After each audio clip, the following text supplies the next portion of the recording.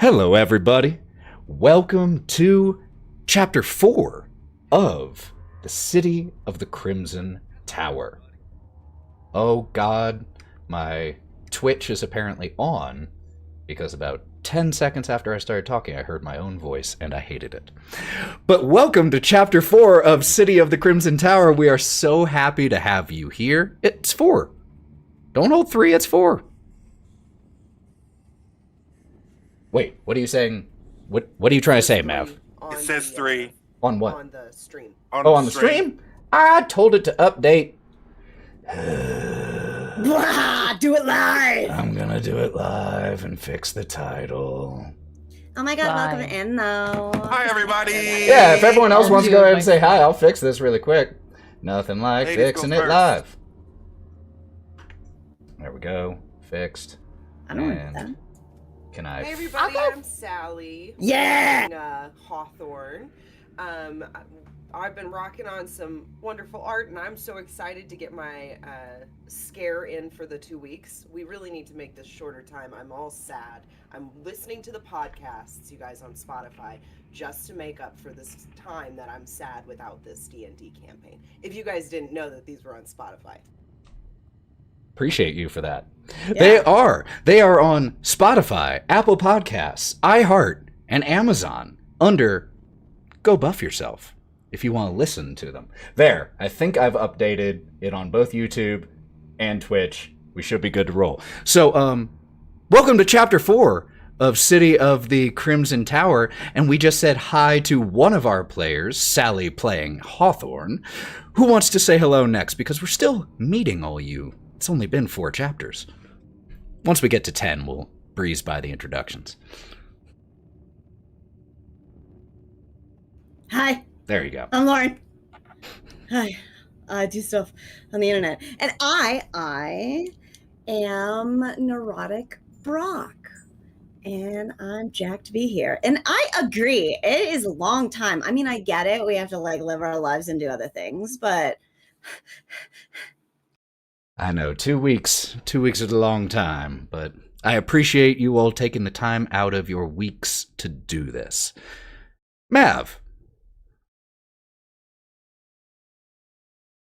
That's my bad. That's my bad, Mav. It's okay. Hi, my name is Mav. I'm Black Guy on the internet. Happy Pride Month and happy Juneteenth tomorrow.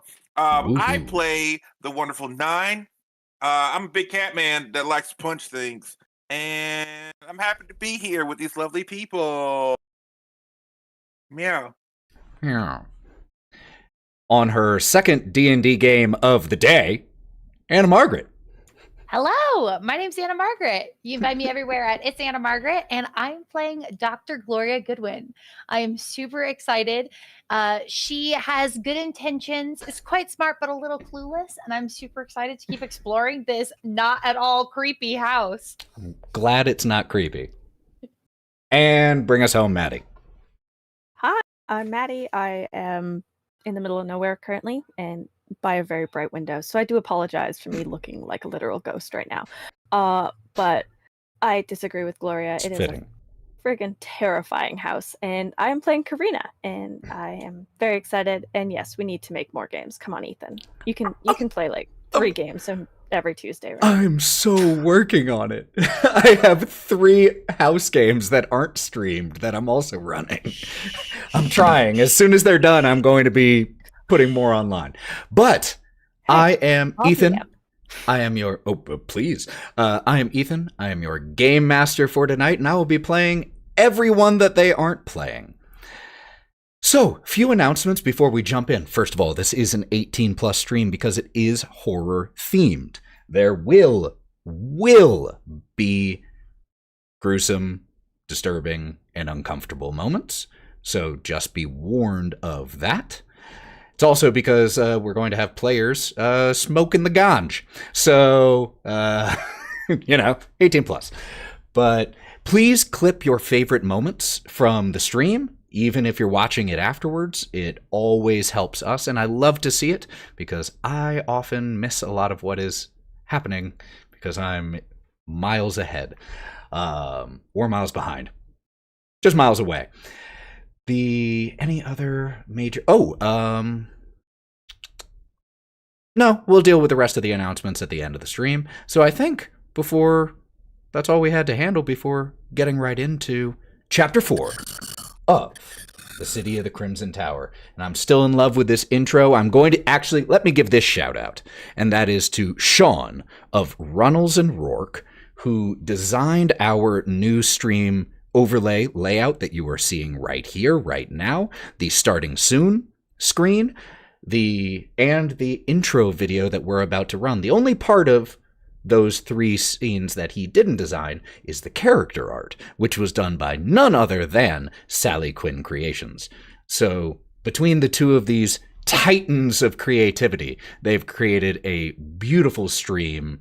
And if you are looking to up the look of your stream, highly recommend Sean of Runnels and Rourke. And if you need character art that you can commission, highly recommend SallyQuinnCreations.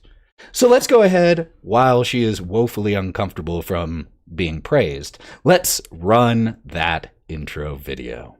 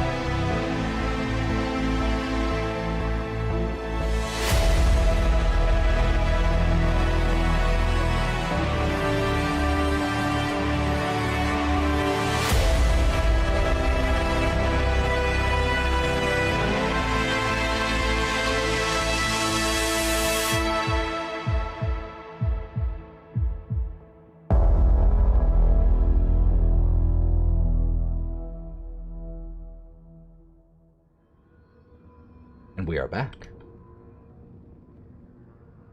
When we last left, the 5 of our crew had been surprised by 2 children out on the streets of Bridgewater, the town they were just dropped off in, with very little explanation as to why. Those children asked for help saving their brother and their parents from a monster that was inside their house. So, after some foot dragging, the 5 entered the house and began to try to look for the baby Walter that the 2 children, Rosa and Thornbolt, had spoken of. And they let our 5 know that Walter was up on one of the top floors. The crew quickly headed up to the 3rd floor, noticing some strange things on the 1st and 2nd levels without delving too deep into them. On the 3rd floor, found the room of what appeared to be a nursemaid, an empty crib, and a spectral individual that you all spoke with, discovered her name was Margot, and that she was, in fact, the nursemaid to Walter and caretaker of the other 2 children as well. You 5 then ascended into the attic, where you found a storage room. And in that storage room, a chest, emanating from it the smell of rot. And when it was kicked open, wrapped in a blood-stained blanket, the bones and body that Karina was able to identify as belonging to none other than Margot. The clothing, the tatters of clothing on this corpse matched that in the ghostly apparition you saw previously. And then you headed to a bedroom that was locked from the outside with a padlock. Popping it and heading inside, you found 2 small bodies.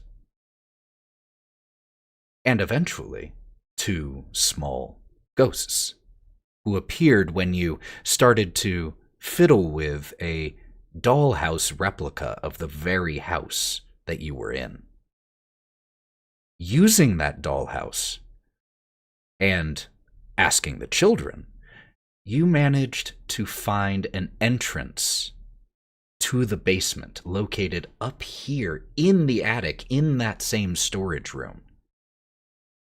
And so, knowing that, or having learned from Rosa that the mother had taken Walter down to the basement, you all decided to head down as well. And so you started to descend. Most of you walking, one of you scooting down on your butt.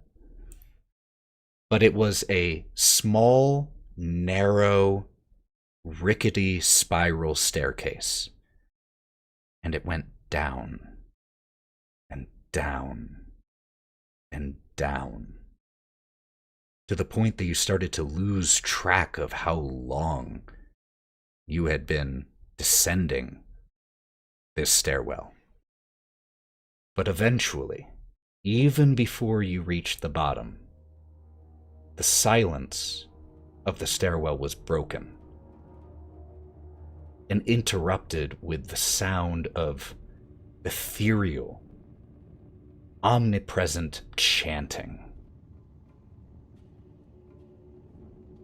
And eventually, with Nyne leading, the stairwell terminated. And where it opened was a small hallway that was carved out of the earth and clay and rock. The tunnel here is only about 4 feet wide, about 7 feet high. There are occasional timber braces every 5 or 6 feet.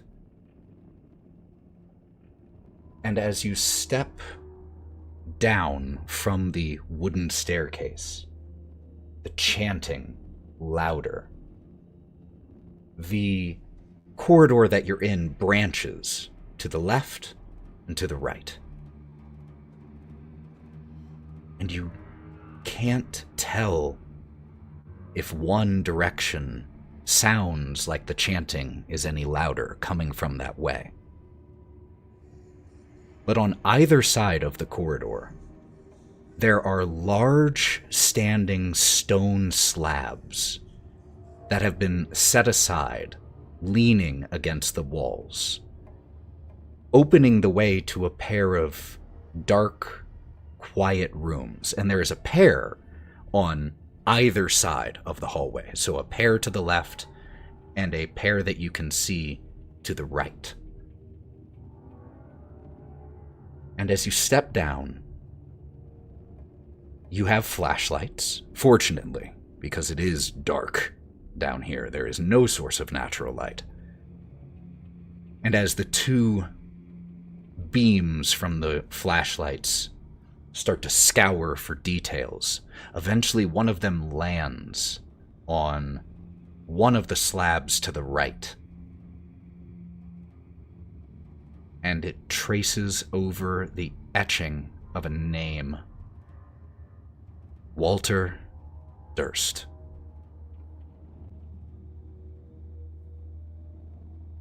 And it is here, at this crossway, standing between these stone slabs leading to these dark chambers, that we pick up.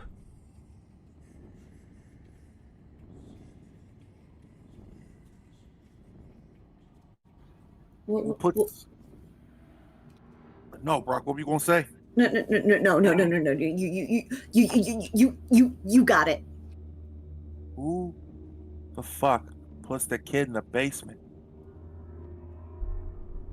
That's exactly what I was going to say. And he like pulls up his pants, but they go straight back down to his hips. I don't think that anyone in their right mind would put a big baby in a basement, especially alone, right? They had the kids locked up upstairs. I don't think anybody's in their right mind in this household. I keep forgetting that this is actual hell. Yeah. Can I go up to, you said that it was written on the wall? It's written on one of the stone slabs that is leaning near the entryway to these darkened rooms. So it's not part of the wall. The stone slab looks like it's intended to be not a door, but a seal to these rooms, but they're currently set to the side. These look like family crypts down here. And it says Walter. Can I go up to it and see if there's any way to tell when Walter was carved or written on there? Absolutely.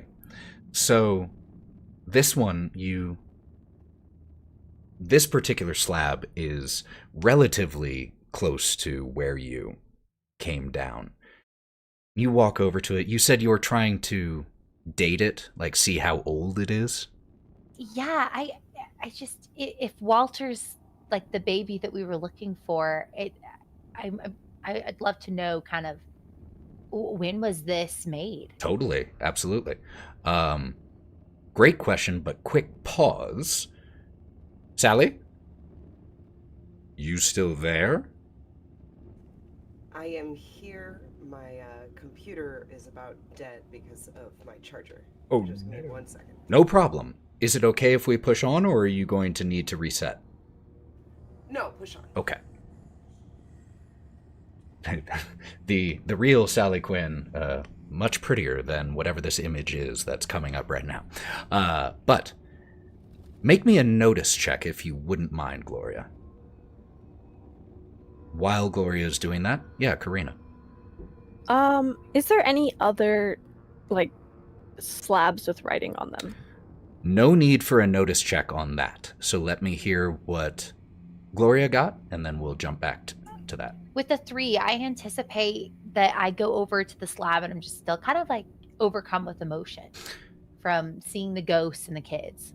You like raise your hand up to the etched in letters, just letting your fingertips trace over it, and it is indeed real.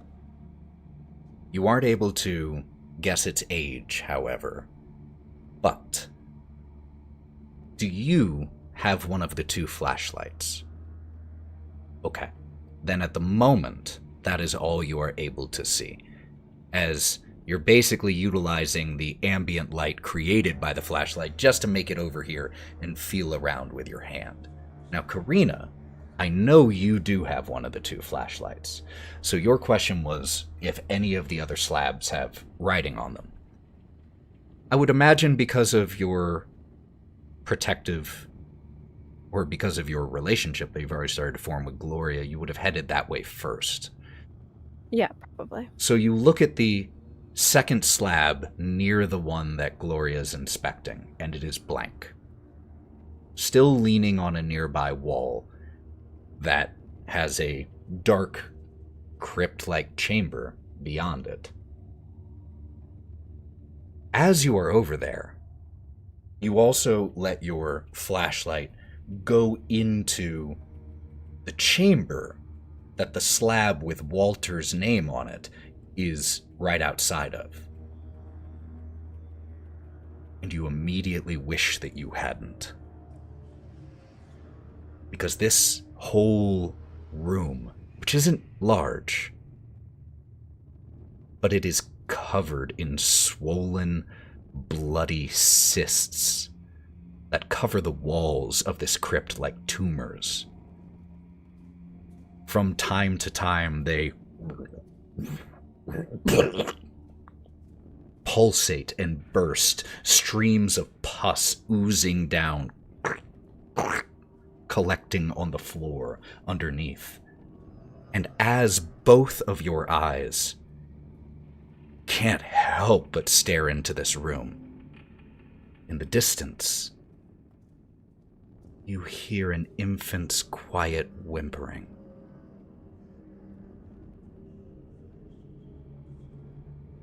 Is it coming from within the room? Doesn't sound like it.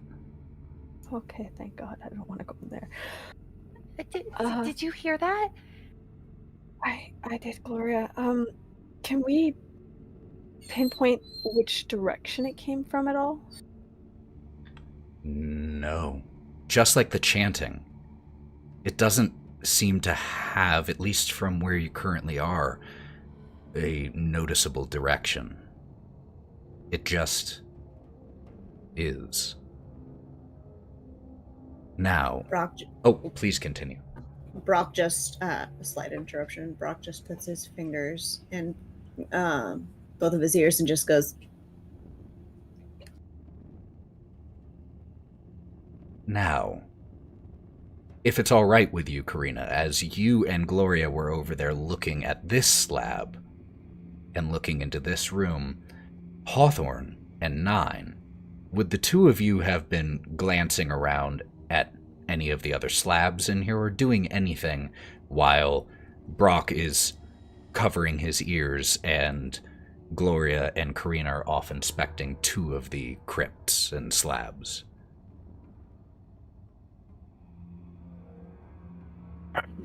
At this point in time, Nyne still bloodthirsty at this point because he wants his pound of flesh at this point in time.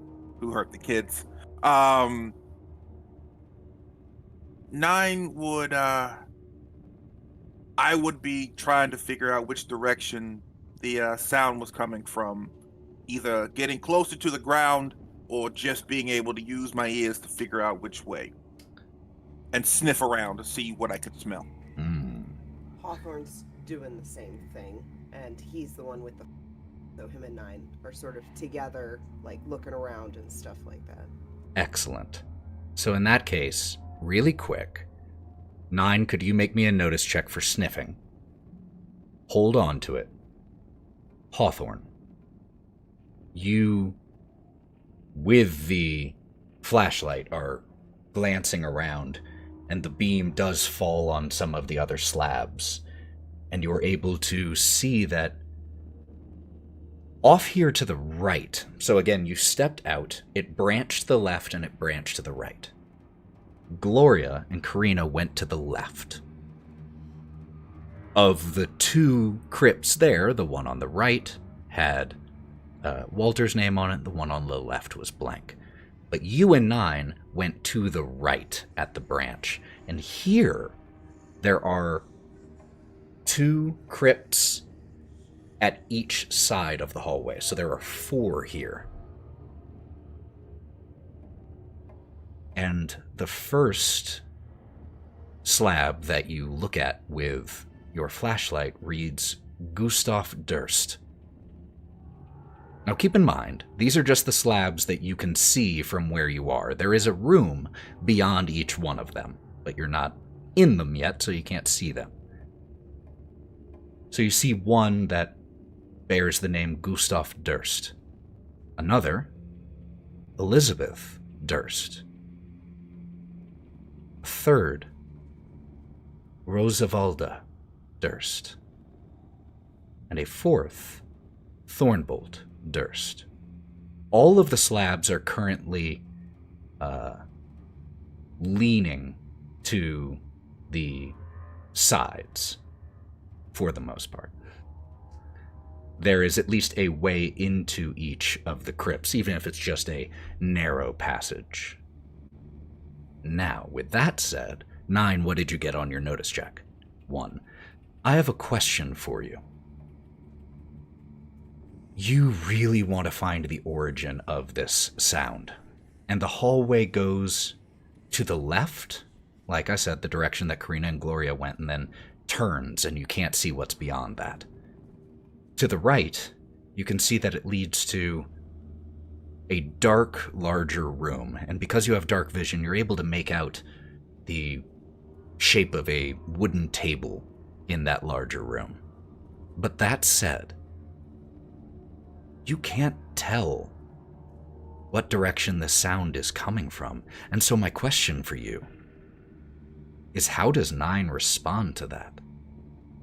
Not just being unable to tell, but perhaps the realization that he can't tell.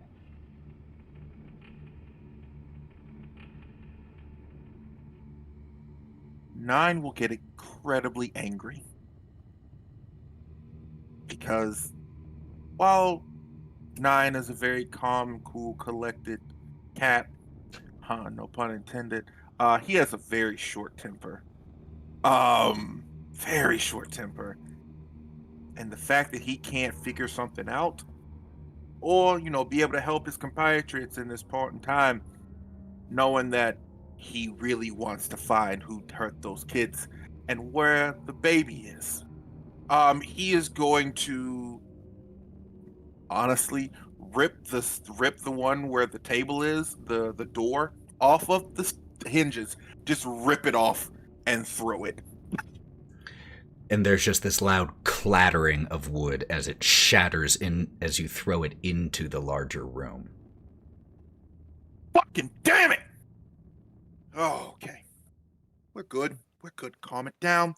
Calm it down. Take a deep breath, man. You Yes, got this. I can't. There's too many fucking sounds down here. There's too many smells. I can't figure out where it's from. I gotta hear a crying baby somewhere. There's too many fucking smells down here. I'm pretty sure these are like family tombs or whatever, and whatever. But the kids are dead. All right, the fucking nanny's dead. Okay, so are we expected to find a dead child down here? Because I don't know how long it's been down here. Fucking. Oh yeah. Don't know where everything is. What? Oh yeah. There's if they were dead and she was dead, it stands to reason that the infant will also be very dead. That's really pessimistic. Don't you think it's possible that they... And he is going to look directly at you, and he's going to kind of straighten up his coat and kind of stand up. My dear, I appreciate your positive outlook, but then he gestures to the room. But look, where we are looking for a child. Okay, they're probably dead, but we Yeah. they might not be. I guess we'll... Maybe. If not dead, I will personally buy you a drink. I can't help but to agree that possibly dead, but my eyes are kind of looking for perhaps he's the monster, like the child did this. That painting upstairs really messed with me, and I can't help but to think about how the mother was looking at the child, and maybe they brought him down here for a reason. You guys, are we forgetting about that we don't know who we are? There's that big thing where we all are here and we don't know what the heck's going on. We're trying to solve this problem. We got our own freaking problems here. I mean, you're not wrong, but also I feel like this is more pressing than our identity issues. Do you think that knowing who you are would help us solve the case? Because if so, then maybe we should take a moment and do some reflection. Brawk looks around the room, and he snaps his coat onto his shoulders. Yes, indeed. Upon reflection, you are all a hallucination, and we are in an illusion. Well, at least Brawk, you're I thinking slapped of you. me.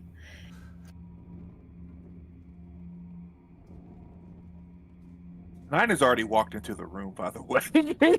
Which room? Because like Oh, I the said, room. it goes two directions. One where it turns to the left, and one with the table. Are you heading to... Table. Okay. Because I ripped the door off that hinge. It's true. What about the rest of you as Nyne is heading that way? Are you staying here in this hallway space? Are you investigating any of the crypts? What are you doing? You guys, I think Nyne went in there. I'm going to take a look in Rose's little area here with my flashlight. I just want to peek inside. These are kind of intriguing, but I'm a little big to climb in, so I don't really want to get in there. I absolutely do not want to look into the room that has like the pulsing things, and so I'm gonna like stick close to Karina, but try to inch away from there. I think noticing your discomfort, Karina's going to look one last time in case this whole room thing is the same as the suit of armor with the disappearing head. So she's just going to like glance back once more to see if it's still disgusting and pustule. It's still there. And then keeping herself between Gloria and the room, she's just going to slowly inch towards where the rest of the group is and probably maybe in a way lead Gloria to stand just outside the door that Nyne entered. And using her flashlight, she's just going to kind of keep an eye out and see if she can't pinpoint where noises are coming and like get an idea of her surroundings a bit more. Got it. And Brawk, what about you?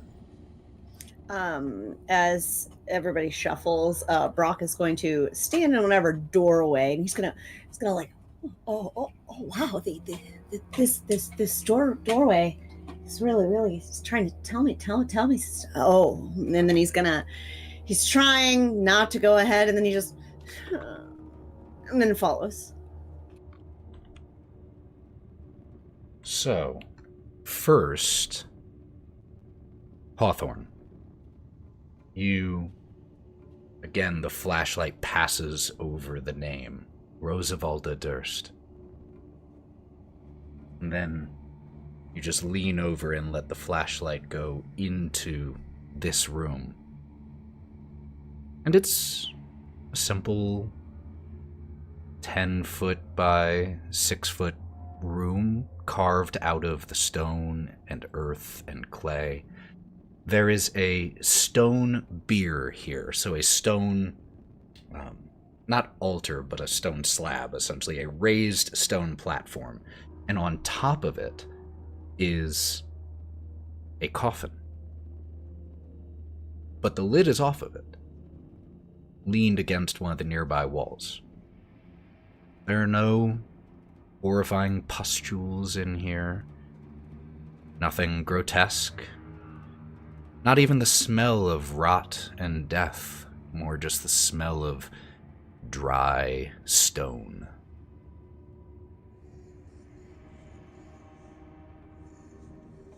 Do you look in the coffin?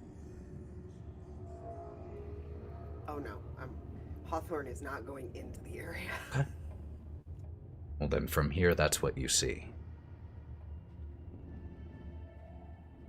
And at the same time, Nyne, and then slowly the rest of you, are able to see the details of this next room. This room is larger. It's no longer cramped, unlike the tunnel you were just in. It's about 20 by 15 feet. There is a plain wooden table, wooden chairs that look like they may have been nice at one point, but they're clearly being used down here now because they are no longer high quality. They are cracked and broken in some spots, but they function. But that is not at all what catches your interest. What catches your interest goes in two different orders. For Nyne, because of your dark vision, you see things in here first. The rest of you, even though you have flashlights, visibility is a little bit difficult. It's spotty. So you smell it first. The smell that all of you eventually do smell is that of gore and rot, so coppery with blood that you can taste it on your tongue. And what you see that catches your eye, aside from the table and the chairs, are bones scattered across this floor. Lots of them. Not enough that you can't step on the dirt and not on a bone, but it is not table scraps amount of bones.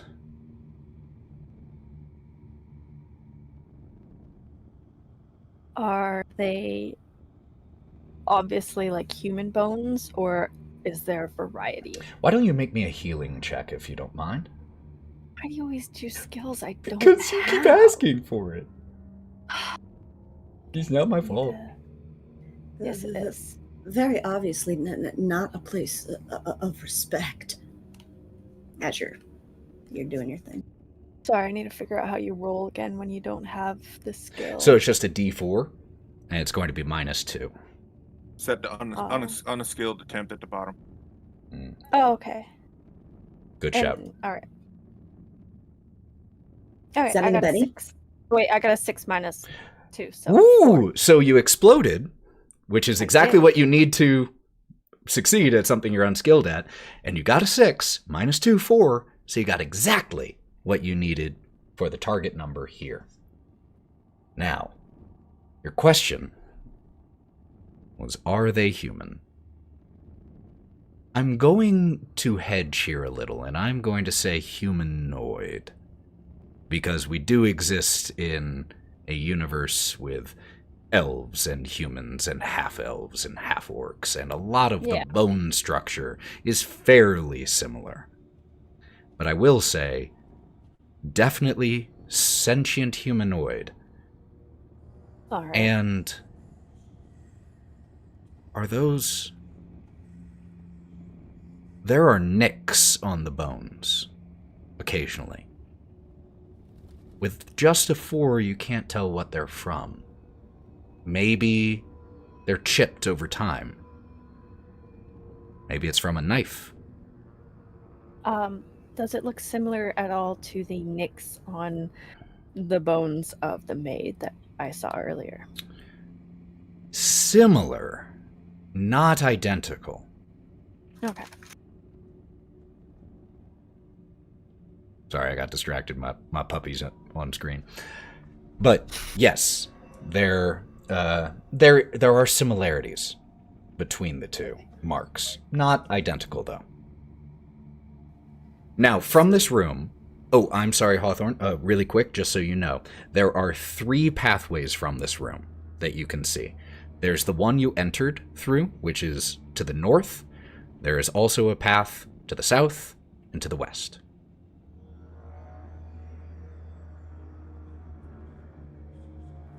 How big did you say the chamber is? Like, how close are we to these dead people? It's about 20 by 15 feet. So at any given spot, you have bones within 2 or so feet of you, if you're trying to push all the way as far from one as you can. Okay, so Hawthorne in this situation would literally, after seeing the bones and the gore, start to freak out and impulsively walk down a hallway, and he's going to choose the west one because it's going to be the closest. Okay. Let me check something really quick. Okay. You, 1 second, Nyne. You step out, Hawthorne. You step out of the western doorway here. How far are you trying to walk, or are you just trying to leave this room slightly behind you? I'm trying to get out of this room. I'm not used to this kind of gore, so I'm kind of like gonna vomit or something. Got it. So you step out of this room, and the hallway you step into zigs and zags. So you can't see exactly where it goes. But you are able to just step out and lean your forearm against one of the walls, your head against your forearm, just trying to let your stomach and your mind stabilize. Nyne. Upon entering the room and seeing all the bones and stuff scattered around, Nyne would like to do in many horror situations that most people do not do, and that is look up. The room is about 8 feet tall. It has those wooden bracings I was talking about in here. Make me a notice check.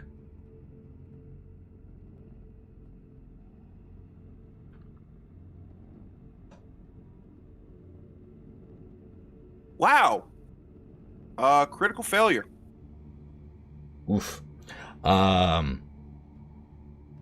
Luckily, critical failure doesn't mean anything other than you fail, but you still obviously see the ceiling and all of that. There isn't anything that sticks out to you, that jumps out to you. Clearly was carved. You notice those braces. It's really all you're able to get from the ceiling. Cool, I'm gonna grab one of the bones and just kind of put it in my pocket. Like a femur of some sort. There are a number of long, sturdy-looking bones here. Cool, I'm gonna grab that. Alright. Put it in my bag. Are they like wet to where like his pockets now like wet from blood and stuff? Love the question from a gore perspective, but no, they aren't. They're dry and old and brittle. In fact, they're very clean of meat.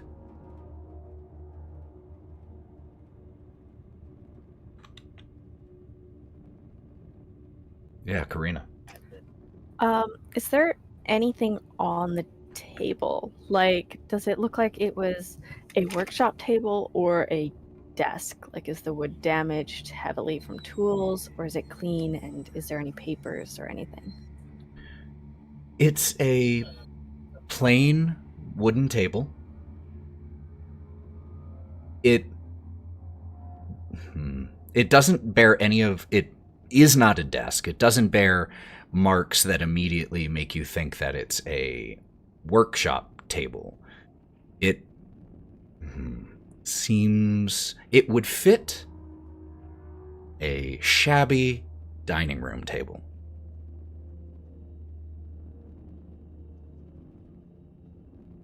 Like ours. I'm getting a little worried that Hawthorne is just kind of running off, and we're in a bit of a creepy basement. And so I'm hesitant to step on any of the bones. And so I want to kind of like ballerina hop through to try to follow Hawthorne through the west door.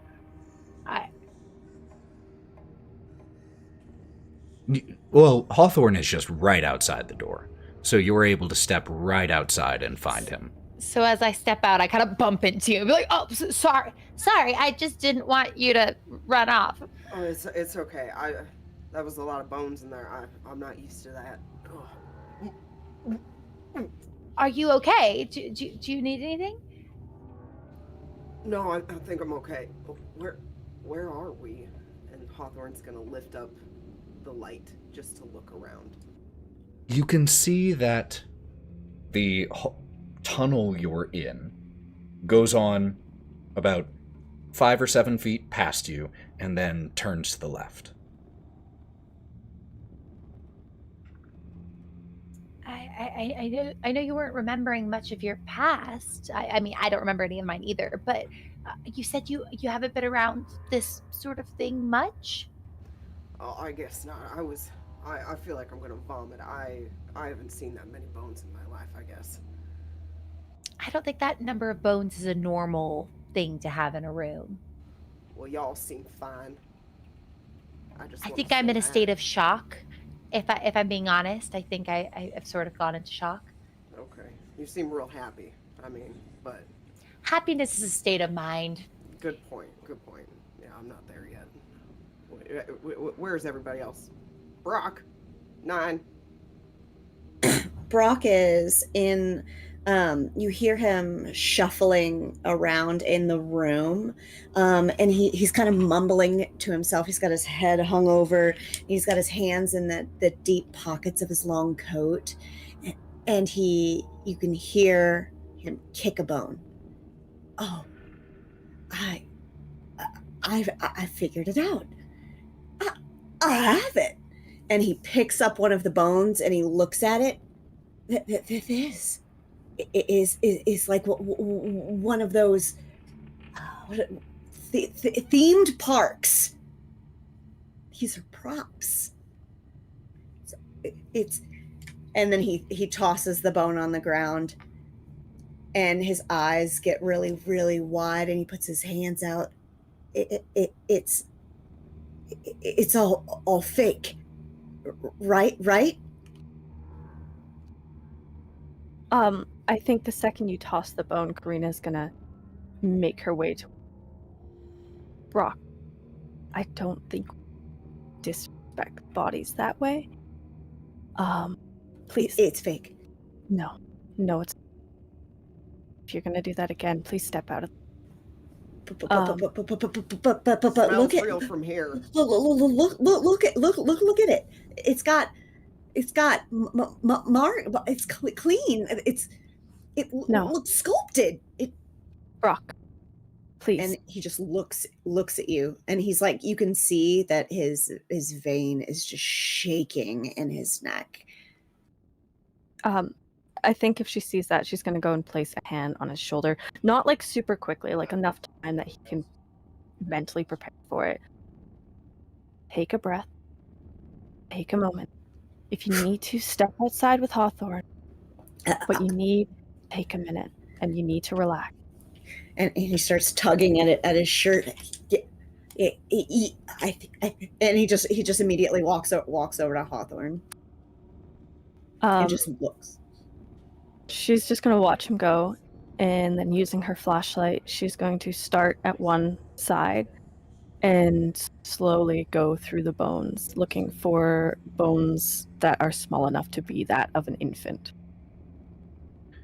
I'll carry over your previous healing check for this, since it's still largely the same thing. You set yourself to the grim task of trying to catalog these bones. How long are you willing to spend sorting these bones? There are not a small amount. I think she will just start working through it until people tell her to stop. Okay. Well, then I will let you know what you find, depending on when you stop. So Hawthorne's gonna, whenever Brawk starts to come over towards Hawthorne's gonna put both of his hands on either side of his shoulders and look at Brawk, because Brock's kind of shaking and sweating. Hawthorne's gonna pull something out of his pocket that looks like a bunch of string sort of in like pretty braids and knots, and he's gonna be like, I really don't know what this is, but it makes me feel better holding it.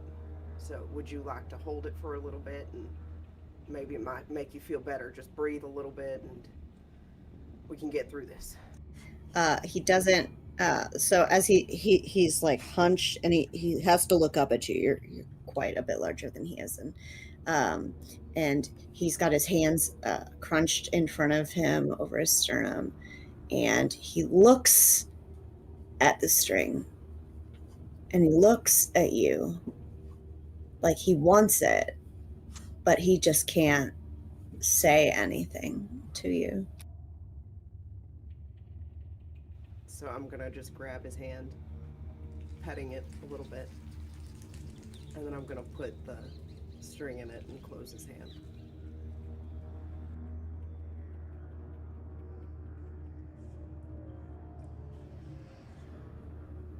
It is calming, as trite as it is.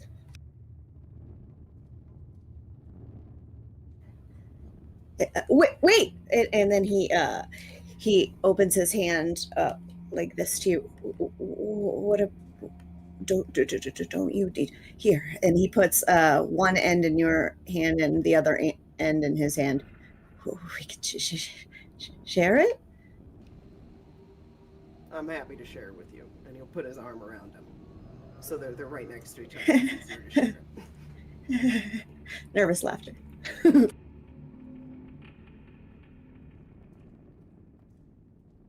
And what about Gloria and Nyne during all of this? Gloria, are you still out there with Brawk and Hawthorne as well? Okay. I'm just kind of watching them. And I also imagine, so we were in the hallway, we walked into this room, and then we walked out through another door. And so I just kind of, I just want to look around. I want to keep seeing if I hear that baby cry again. Okay. I'm just kind of, I just want to kind of keep my eyes open. So like I said, the tunnel that you're in goes on for about 8 feet, then veers to the left. So you just, as Hawthorne and Brawk are having this moment, just step down and look down that bend. And what you see is a staircase, small staircase, nothing like what you just dealt with, only about 7 or so steps. And they descend to a quiet landing.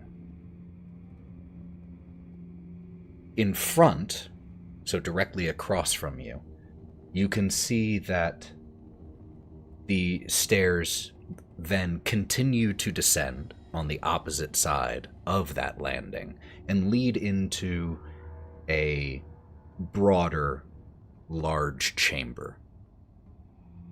Now, if you wanted to walk forward to the landing, you could see what's down that hallway potentially as well.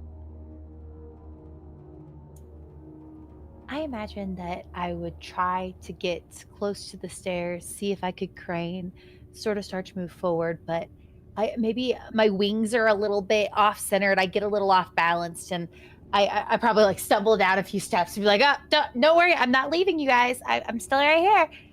So I you would have noticed. Oh yeah, I mean, you hear the slight stumble and the, I'm all right. And Gloria, we see Gloria's head poke around the corner from these steps. And there are 2 things that you notice. First, the landing continues on in a straight, lonely corridor. But the second thing that you notice is that, well, excuse me. You notice that at the end of that corridor, there seems to be another descent. From right here, you can't see the stairs, but you can see that the ceiling angles as it would with a staircase. But the second thing that you notice is that down that hall, not right across from me, but down that lonely pathway, the chanting that you've been hearing this whole time seems louder. Guys, I don't know if it's normal for basements to have a basement, but I think I hear the chanting. I think I know where it's coming from. Don't go any further. Guys, Go further? Okay. No. Gloria, come back. Karina, come and get Gloria. Nyne? Oh, Nyne was behind Gloria the entire time. I'm just, Oh. you haven't. It's okay. It's all right. I get quiet. We're sometimes holding when I get hands. nervous. Yeah, Very, very, very sneaky. Cat-like even. it's what I do. So when you turned around, you just bumped right into me. Hi, what's going on? What do you hear? I will say really quick, because Karina was just called, as we see Karina having sorted through some of these bones. Not a huge percentage, but some. And just glancing around, you don't notice any that seem small enough to be an infant. All right. I think after she hears Karina followed by come get Gloria, she's going to stop immediately with what she's doing and just beeline it out the door, past the 2 holding the string, and just make her way where Gloria went. I think I found the chanting. And the basement has a basement. Well, let's get everyone together. We're not going down there without everyone, and we need to make sure Brawk is okay before we bring him down. I'm fine. And he sits on the stairs and he looks back at Hawthorne. You hold the string of grounding. And he sits on the stairwell and goes down on his butt on each of the stairs. You can still do that, but I just want to make clear that these are not the same narrow, rickety stairs. Oh, never mind. Now, if you still want to do that, if that's just Brock's thing. No, it's only when it's narrow. So he just uses his feet to do stair stuff. Gonna make him a butt scooter. I was all here for making him a butt scooter. Just...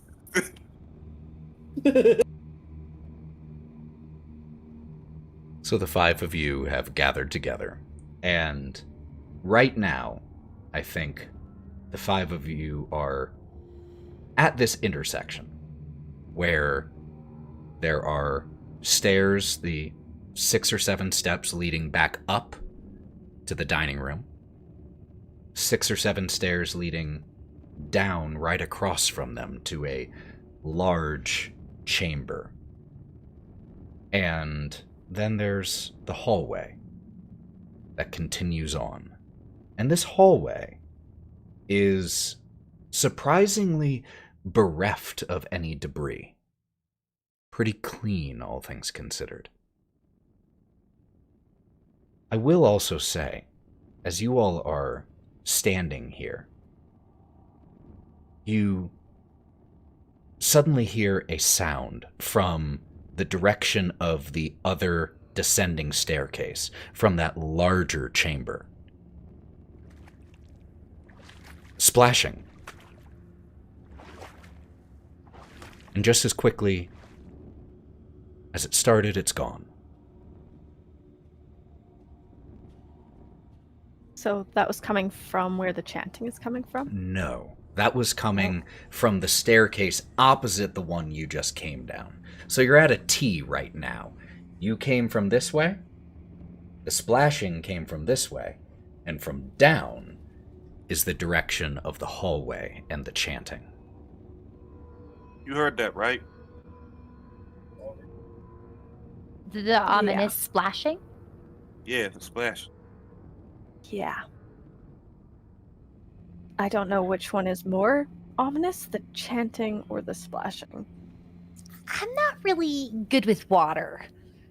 Unless if it's like open, like I fear this one might be. You're better with Contained people, water. Like are you better with people in like occult situations? Or is that what you're saying? Like, well, I guess presumably out of this? They would be mostly water if they were humanoid, but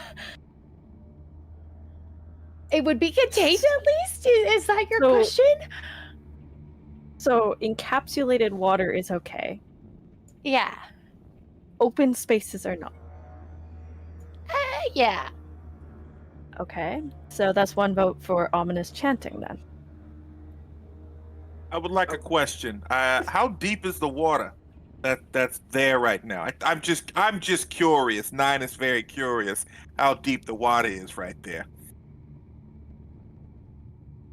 Cool. I'm just gonna pick up a rock on the ground and throw it in the water and see where it goes. So you throw... We don't see water, do we? No, there's no visible water as of now, but you throw this rock into the chamber across from the way that you came, and you just hear the tick, tick, tick, tick, tick of the rock impacting the stone ground. Oh, hell, come on. And then I'm just gonna walk straight into the room with my flashlight. I love having someone in the party who's impulsive. I love it. And for that reason, take a penny. Karina is going to hold her hand out to Gloria. I'm going to take it immediately. And then leading Gloria, she's going to slowly follow Hawthorne down that hallway. So he's not going alone. I keep hearing dogs too. What is that? Sounds like a dog is hungry. Brawk, Nyne, are the two of you following along, or are you staying at this intersection? Come on, Brawk. Let's go. How deep was the water, did you say? There was no water. It was No. just rock and skipping. That's all it was. Okay. And he's just gonna proceed forward. As the five of you start to enter this chamber, let's take a really quick bathroom break. Just like, since this is a relatively short session compared to like the 4 8-hour sessions some of us might be used to for home games, if we can eventually do a longer session. Not tonight, we started late. But let's take a really quick bathroom break, and we'll be back here in just like 3 to 5 minutes. So don't go anywhere so that we can see what there is to be seen. See you soon, friends.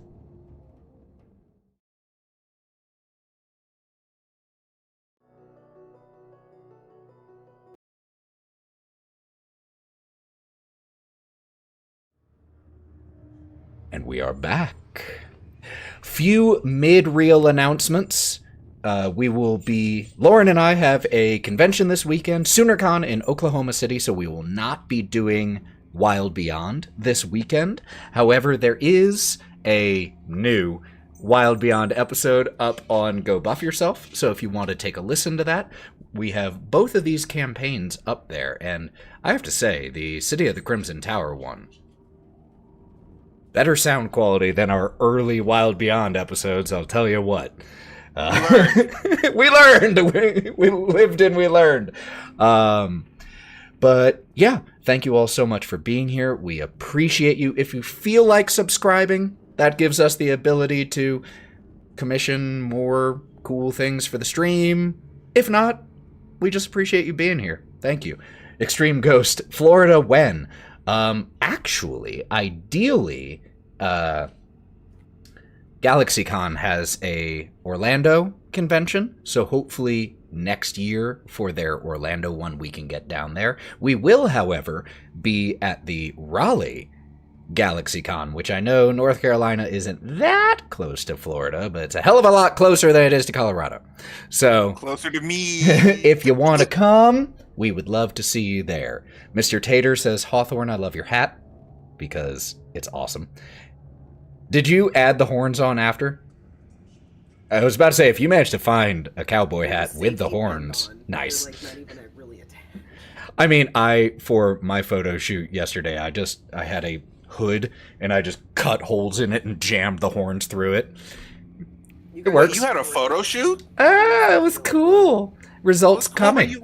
I was cosplaying Sylvanas, not the Warcraft character, but Sylvanas, the deity from the Forgotten Realms, as part of our Gods series that Lauren and I have started. She's already done Sharess and is working on a few others, and this was my first one. So my next one will be Ilmater, for any of you who are Forgotten Realms nerds and know who that is, the god of suffering. So that'll be a righteous suffering, not making people suffer, but like martyrs. We'll get to that. I kind of now want to see you as Sylvanas from World of Warcraft. Look, I kind of want to see that. I'll work on it. In any day. If anyone, I have it at home. I'll just put it on you and make let's it work. go. Say less. Sorry, this is tiny segue, but I'm actually working on Gods right now from the Critical Roles world. I did the Raven Queen last year, and I'm working on Melora right now. So I didn't even know you guys were doing Gods. So yeah. Hey, maybe we can get a photo of Forgotten Realms gods with some Exandrian gods. That would be super cool. Well, Before they all die. Yeah. I think those are the mid-reel announcements. I can't think of anything else. So there must not be anything. So, let's go ahead, pick back up. Let me grab all of my windows in the right place so that we can jump back in. Oh, by the way, before you do that, hey, I discovered Country Archer Provisions jerky, and I Not think sponsored. that shit is the bombs. Not sponsored, but this shit is great. So good. I wouldn't mind a jerky company sponsoring us for what it's worth. Your boy Jerky needs jerky. protein. Come on. All right. So, with Hawthorne leading, the 5 of you head into the chamber opposite the direction that you came. You only have to climb down 6 or 7 stairs, stone or earthen stone stairs hewn out of the earth itself. The ceiling in this chamber is about a foot higher than the ceiling of the tunnel you were just in, so about 9 feet. It's supported by more of those thick wooden posts and cross beams, but a number of them have rotted with age and bear the markings of hungry insects that have eaten away a part of the crossbeams. There's a lonely well that stands at the center of this room. Surrounded on 3 sides of the room, there are smaller alcove-like chambers that have been carved into or out of the walls. You, from right here, can't make out anything in those alcoves, but you can see that they exist. You can also see, one, that there is another set of stairs leading north out of this room. There are only 2 exits to this room that you see. The pathway you came in and that stairwell, again, shorter stairwell, to the north. As you all scuffle in here, as you all walk in, you see that there's an old hempen rope attached to a rusted pulley over the mouth of the well. And the rope is swaying gently, as if someone had just finished drawing water.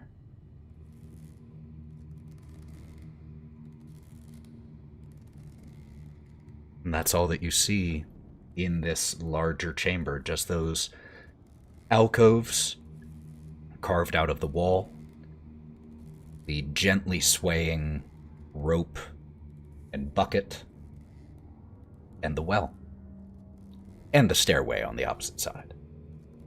You can still hear the chanting. It is slightly quieter than it was at the intersection just moments ago, but it's still quite present.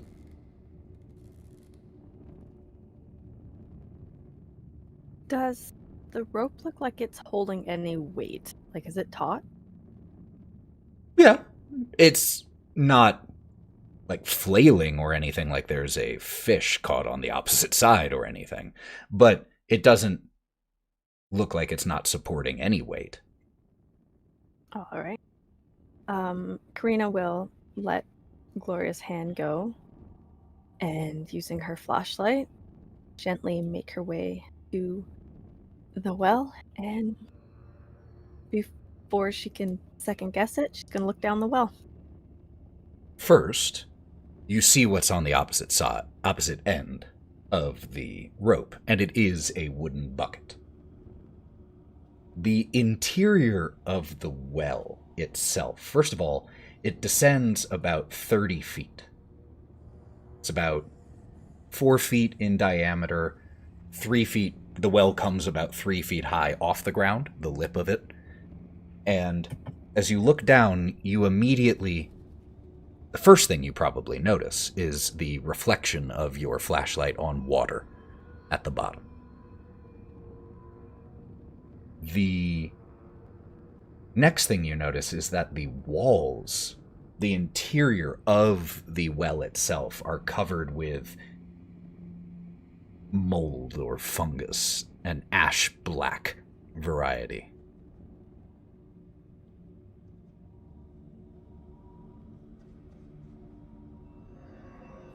Mystery solved, you guys. We're in a creepy room now. Okay, it's not as creepy as the last one. I mean, it's a lot less bloody. I think Karina is going to still be looking, like, down the well, or to see, like, what could have caused the splashing. You look down, the water looks still, undisturbed. Hawthorne's gonna take a flashlight and look at the ground while Karina's looking at the well to see if there's any footprints while she's trying to see. Love that. Absolutely. Without even a notice check, because they aren't difficult to spot. With your flashlight, there are old footprints that crisscross the floor, leading around the well and into those alcoves. And both to the stairway that you came from and to the stairwell at the northern side. It looks like this room, at some point in time, was traversed rather frequently. Ethan, if I were to draw water from the well, can I compare that noise to the one we heard and see if they are similar at all? Certainly. So you, using the rope and pulley system, lower with the squealing sound of old rusted parts. The bucket lowers and splashes in, and there is the gurgling sound as water is taken into the bucket. It does sound like water. It's not the same sound you heard. Alrighty. Is there any splashes along the side of the well at all? That one I'm going to ask for a notice check, because that's very particular to see. I have no idea what you mean. Obvious? That's a 6. 6? You don't notice any splashes. It could be because the mold that's growing here is covering any splash marks. Maybe there just aren't any. All right. Have we seen enough here? Nyne, can you tell, like, how old these people are, these footprints? Like, if they're kids or if they're adults? Can you tell anything about it with your, cat-like reflexes? It doesn't work that way, but I could try. I'm good at tracking people, no problem. When I find, I never sink my teeth into something I don't ever let go. I would like to do that. For trying to make a determination like that, that is also going to be a notice check. Notice is 90% of things in Savage Worlds. Explosions, I got an 8. 8! So that is a success with a raise. So then, because you got a raise, I will answer both of those questions that you were looking for. First, whether or not it's the footprints of children. Almost certainly not. At least not Rosa and Thornbolt. Too small. They are too small. The footprints are too large. It'd be funny if the footprints were too small. But the second question of possibly how old they are, it's a little difficult to tell just because of where you are. That you're underground, that it's been undisturbed. You don't have the usual evidence that you might go off of. But decades? Can I also determine with that, or I'll roll again. Can I tell whether they're male or female? Like the shoe size, like the shoe print. Are they like lady boots or Okay. men boots? The treads. Like What I will say is that they You don't notice anything that's like high heels or anything that makes you immediately go, aha! But that is pretty tough to determine. If there isn't anything as obvious as that, it's pretty tough to determine whether the people wearing these generic boots were smaller men, larger women. Hard to tell. I asked that because we were looking for the mom and mom, all of that stuff. So Totally get it. Yep. But you don't notice anything here that you might associate with the footwear of the lady of the house. So, you want the good news or the bad news? I don't know, man. Everything's bad right now. Just give me news. Well, the bad news is they're decades old, so they could be anybody's. Fuck. The good news is they are actual footprints and not any apparitions or spiritual or, not being there. You hear Those that, are real. Brawk? They're real. Sure they are. I feel Like everything else in this place. Exactly. See, now you're picking it up. Mhm. I kind of feel like we should go try to hear those voices. Why would we want to do that? Because it'll get us to where we need to go. Where Okay. is that? Where are we going? I really want to know what your answer for this one is. Well, what we're supposed to be doing is what we got sent here to do. Find Walter, the I kid. agree. I feel like there's something to that. Like when I went to try to follow the kids when they were running away, I almost felt like the fog was corralling me back. Like I was supposed to be here. And the kids said that there was a monster in the basement, and while we've seen all of these horrific things, we haven't actually found another living creature living here. As much as I do not want to go down there, I have to agree. We have not found a monster in this basement.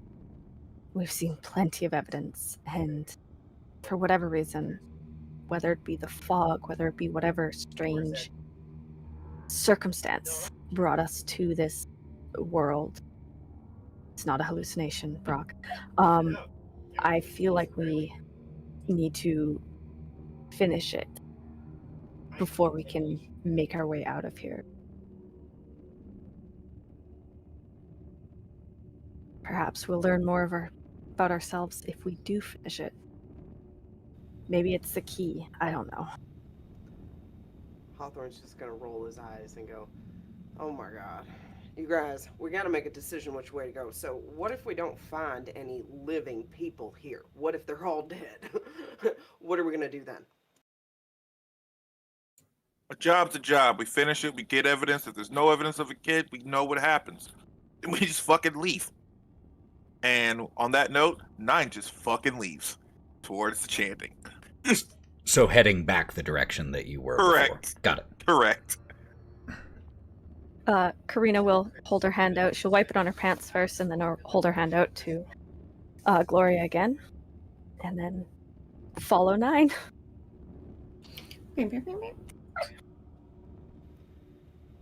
Hawthorne's really curious what's in the other area. Because there are, just a reminder, Hawthorne, since you are still in there, in addition to the stairwell heading to the north, there were several alcoves, rooms that were carved into the walls in this chamber. Just a reminder.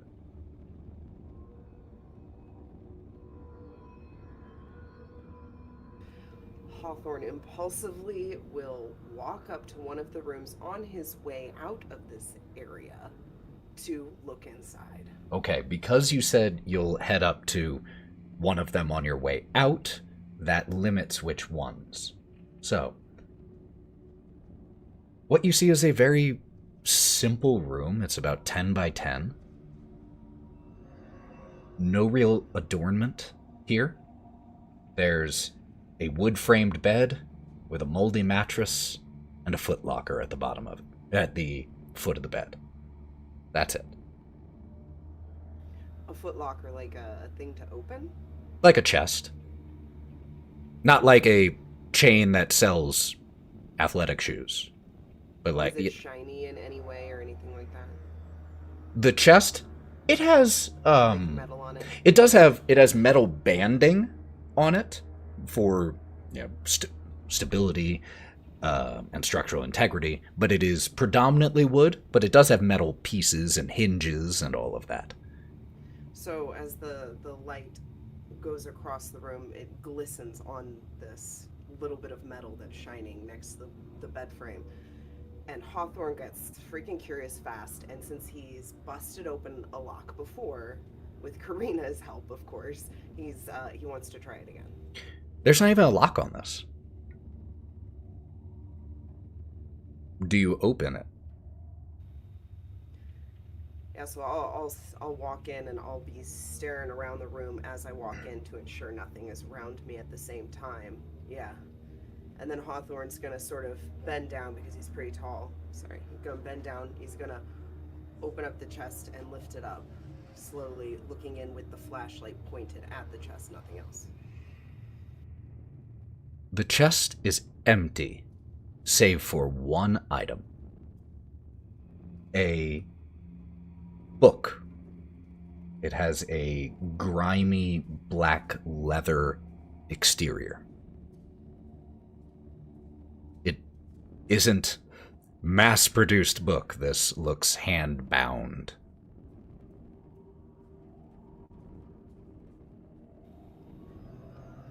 Well, what in the heck do we have here? And he's gonna pick up the book, and while holding the flashlight, he's gonna just look it over a little bit.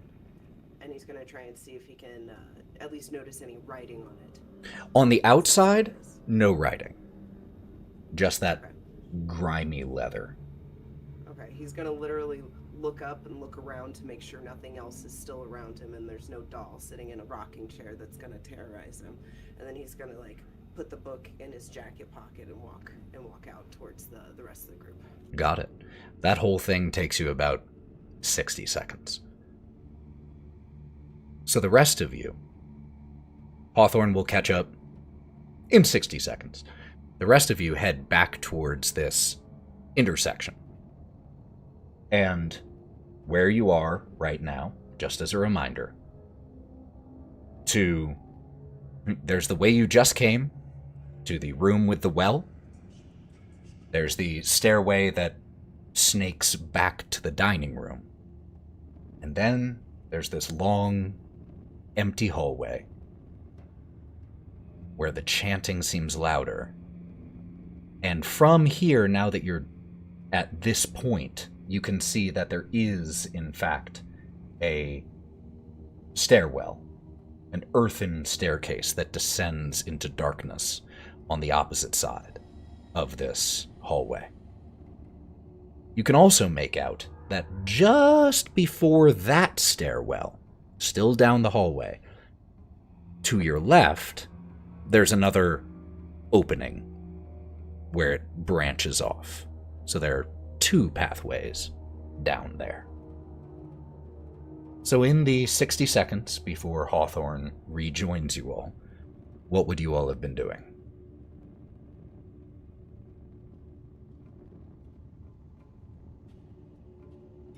I think Karina is going to turn her ear towards the chanting, and if it is a bit louder than it was before, she's going to try to make out whether she can catch a language or any words, or any connotations or anything at all. You know that there's something that is being repeated. It sounds like two phrases being repeated.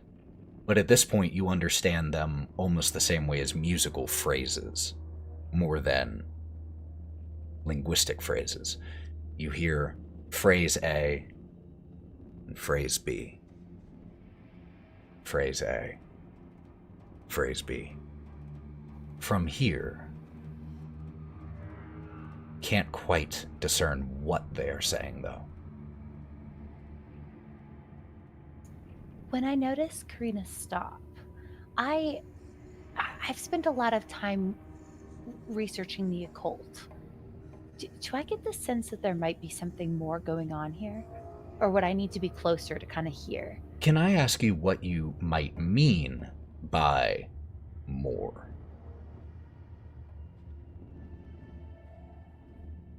Can't hear you. I know that knowledge is power, but often that leads to madness. But it's chanting like this seems like it could be summoning something. And I'm starting to get this fear that we're just wasting our time. Like we need to go figure this out. And so I'm wondering, do I feel like a sense of magic? Does it seem like maybe there's something happening? Go ahead and make me that occult check.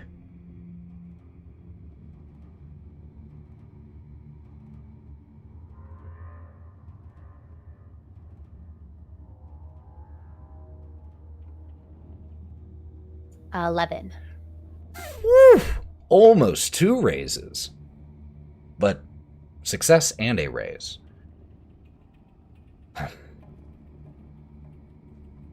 This chanting, because of the repetitive nature of it, definitely feels ceremonial. It's definitely...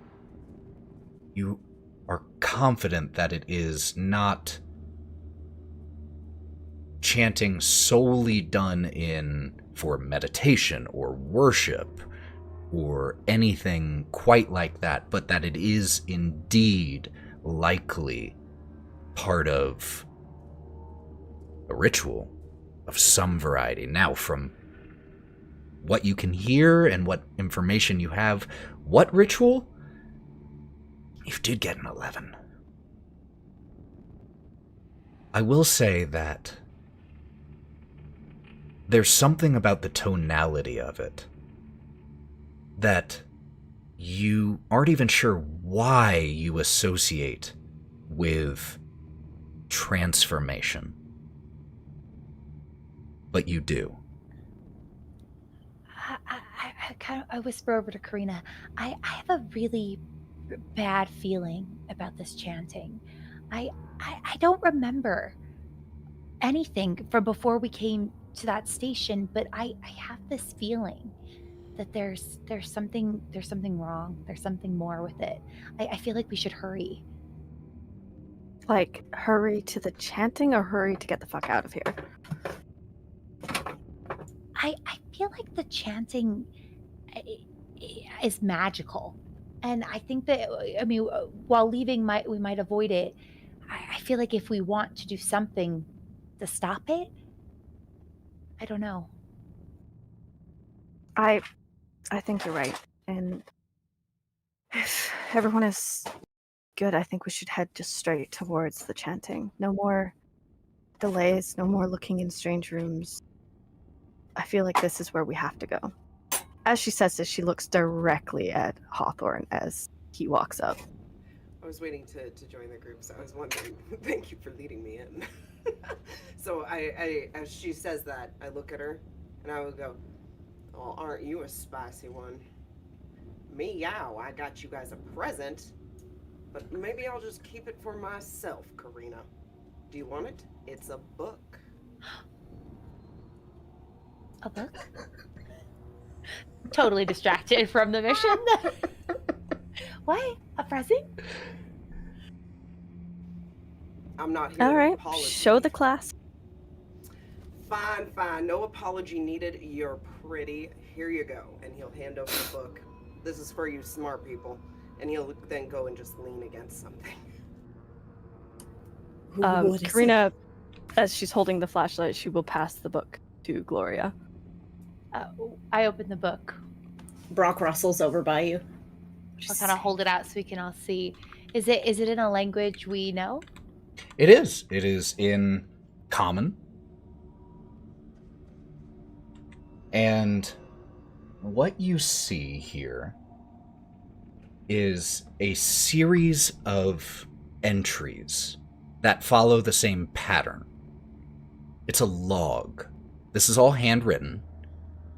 And as you flip through it first, before even reading any of the details, just flipping to see how many pages have been inked.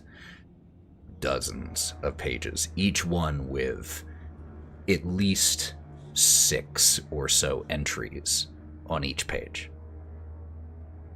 The entries themselves start with names. The first one, Anya Kovacs. Following the name is a very basic description. Slender, raven-haired, early 30s. And then, after name and description, there is a notes section. And on this first one, it says, struggled profusely. And you continue flipping. Names, physical descriptions. No sedative given. Bled copiously. And then you keep flipping and flipping and flipping until you reach the last entry. The last entry reads, Nikolai Zorin, shaved head, scar down his left cheek. Notes, fed to Walter. My finger just shakes as I point to that line. Karina, your theory that maybe Walter was the monster, I think, has some credence. Yeah. Is there any dates on these entries? They are not dated. Okay. Are we still sure we want to go towards the chanting? I turned to the rest of the group. I don't know. The chanting feels significant, but I also think that maybe we might be in over our heads. I don't know. So, what did the book say? Oh, Nyne. No, well, they're logs, and every entry describes somebody, and I think how they died. Hawthorne's gonna slowly grab out the braided string and just hold on to it and just lean against the wall, not talking. Nyne, you saw the painting you saw the painting on the second floor that showed Walter, the baby, and had slash marks. Well, the last entry says that the final person was fed to Walter. So what you're telling me is this little book here is telling me that Walter's supposed to be the monster? Ethan, when I was looking at the bones, would the slashes, as they were similar to that of, a knife, would they be maybe caused by large teeth or claws? Would I be able to kind of Thinking back on it, unlikely. Now, there are certainly creatures that exist that have razor sharp claws and razor thin claws. So maybe. But they do seem, the ones that you noticed, seem more in keeping with a blade. And I'll give you one more chance here. If you roll me a healing check. And we're going to do this without the -2 right now, because this is just carrying over from what you previously did and you already succeeded. Okay. So it's still a D4. Healing checks every time. Since we're working together, could I assist in some way? Since we're going through the notes together and we're talking about it, and I am skilled in healing? So, I will give you to a choice here. You can either have Karina make the roll with Gloria helping, using the helping mechanic, or Karina can have voiced the question, and Gloria can make the roll. Up to you. The only issue is Gloria didn't look at the bones. She could walk. You are right next to it if you wanted to go do that. I don't know if I looked at them. I think it would just be like offering suggestions. Yeah. Oh, I think you looking for a bone? Yeah, so I don't. Pulls out femur that I had in my pocket. Oh, shit. Sorry about that. Oh, Is there any markings on the femur, Ethan? Yeah, it has some of those. Okay. Then I will voice the question to Gloria and let her roll this. Okay. maybe I should just help. Well, I'll try. So I'm looking at the lines too. I'm hearing Karina's description, brainstorming. Is it teeth? Could it be claws? Could it be a knife? Like, I feel like I should know something about this but I don't quite have the memories to draw upon. Got it. Oh, yes. 10. 10. Definitely a knife. And with a 10, what you also notice, because of that raise, it was a serrated knife. Like a steak knife. I almost would prefer if it had been claws, but look here at these divots in it. This is more than just a clean blade. This looks like it was serrated, like someone took something from the kitchen. That explains why there's no meat on the bones.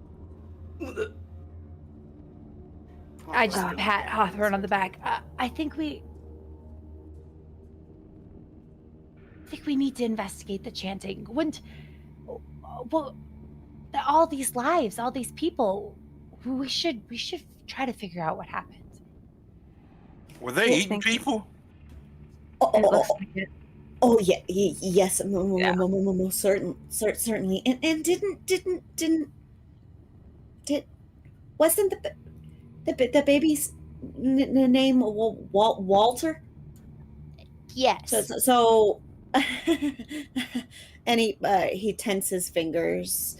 So what I'm to understand here is that Walter, the child of this abode here, of this family, is being fed other living creature humans. So that's what we're gathering from the book. I don't think this is a good baby like the children were saying originally.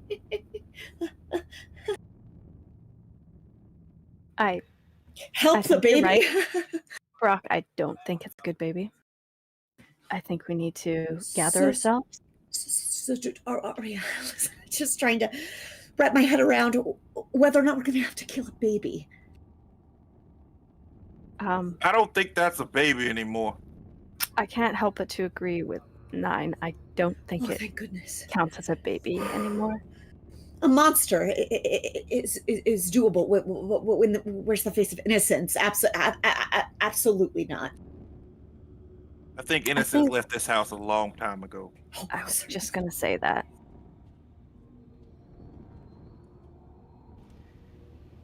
So Hawthorne, while everybody is having this conversation, is getting very angry and a tear is rolling down his face. He really doesn't fully understand why, but he's getting more and more upset the more they talk about this child and the shit that he's going through. And so he shoves the string back in his pocket, grabs out his billy club and has his knuckles on and starts just walking towards the chanting. Okay. Is anyone else following behind? Okay.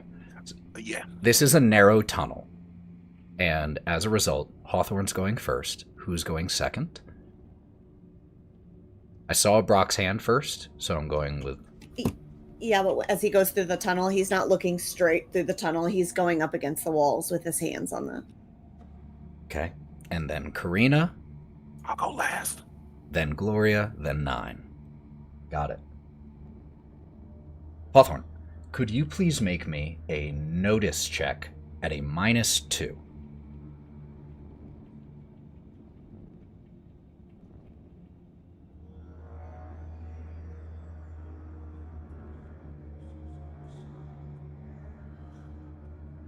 Okay. I got a 3. A 3. You keep walking. And like I said, this hallway is about... Am I taking up a lot of the space? Because I'm pretty big. Oh yeah, I mean the tunnels here are only about 4 feet wide. You are taking up most of the width. From the intersection, it's about 25 feet until the next intersection with the stairway leading down and the other pathway. But after you've only, with your billy club and your brass knuckles on, you've only taken about 6 long strides when there is suddenly a sound of breaking wood, and you all watch as Hawthorne drops through a trap door that had been concealed by little bits of dirt. And let me roll the damage here really quick. 10 total damage to Hawthorne, which your toughness is 7. So that was 3 total damage to you. And 1 sec, let me make a quick check of something rules-wise. Yeah, I totally forgot how we take damage in this game. Wounds and fatigue, I'm trying to figure out what I add. So, let me check really quick here, because it has been a while. There we go.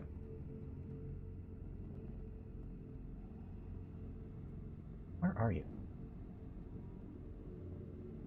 Okay. Okay, so we have the damage here. Yes, so because it is... So your toughness is 7. It was 10 total damage. So the amount that beat it was 3. So it didn't beat it by a raise. So that means all the in-game effect is you are shaken. And shaken means that you can't do any of your basic actions. You can still move, you can do any free actions, but you are mentally stunned. You are a little out of sorts. You can, if you wish, spend a Benny to make a soak roll to ignore the damage, or without spending a Benny, you can make a spirit roll to try to break the shaken effect. Use the Benny. I over. will admit I want to use a Benny, but at the same time, in this instance and for the story effect, I think Hawthorne, being so spirited and angry about everything, he would literally fall through and then just try and shake it as fast as he can and just get out because he had a mission and he was on something. So I'll do a spirit roll. Okay, make me a spirit roll.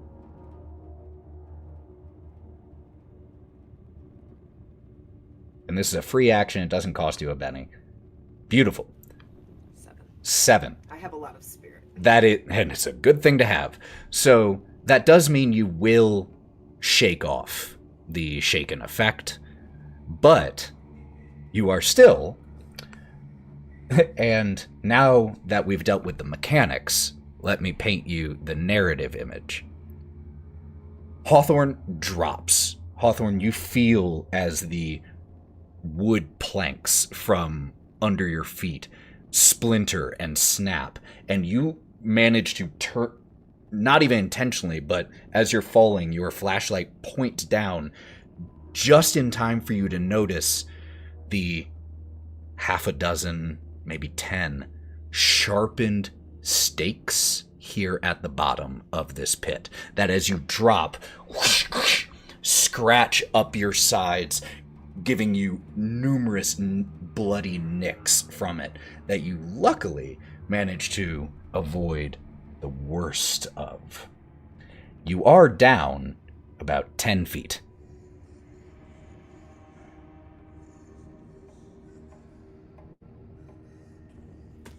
checking my height. You're a Minotaur, so... I mean, 7 feet is not unreasonable. You could probably reach, with a stretch, the lip and get pulled out. But before that happens, how does Hawthorne immediately react? Okay, so Hawthorne's going to be walking with a purpose, and then all of a sudden the ground's going to come out from under him. And it's kind of going to be a little cartoonish with his eyes just ginormously wide as he just plummets downward. And then he scrapes, and as he's getting scraped and scrapped, he's, fuck! And he's just cursing really badly. And he's like, fucking A! And he looks up. You guys okay?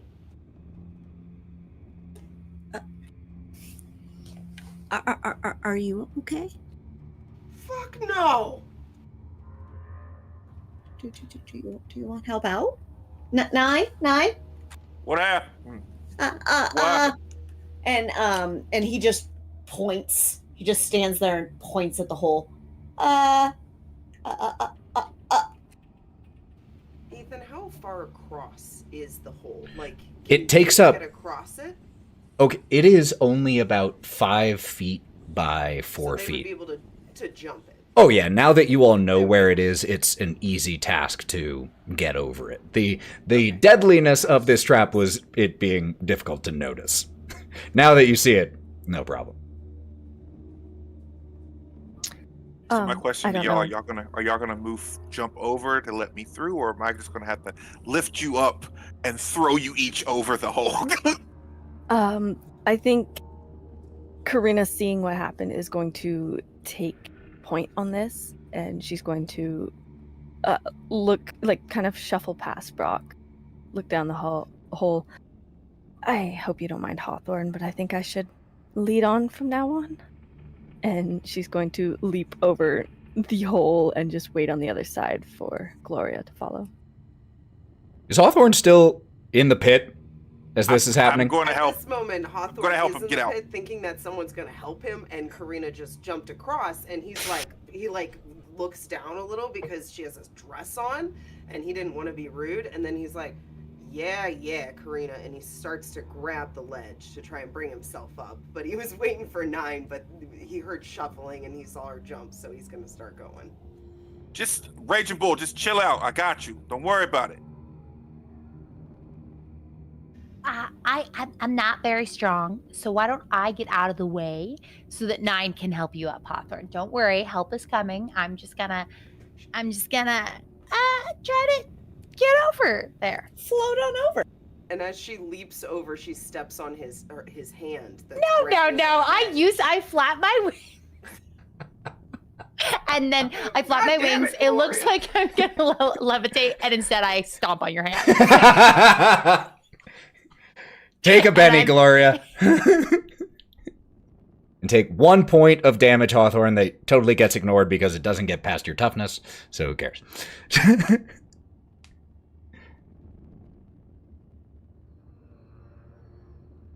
Alright, so Nyne reaches down All right, big man. and helps pull Hawthorne out of this pit. You have a number of cuts across your legs, and as you inspect yourself to notice the damage, you notice how close one of the spikes came to the family jewels was very close. But you got at least 7 or 8 good nicks on you that they're not bleeding heavily, but it's like you got scraped by a stake. Hawthorne's gonna just start like touching, he's making sure everything's okay, touches jewels and everything. It's like, okay, thanks, man, thanks. And he just pats Nyne and then starts to continue. And eventually, all of you cross over this trap, and you find yourselves at one more intersection. The way you came, the way straight ahead, which descends with that earthen staircase, and the chanting very clearly coming from that direction. And then, another staircase about the same height as the one that came from the dining room leading to your left to another hallway that from here, since it leads up, you can't see what it is.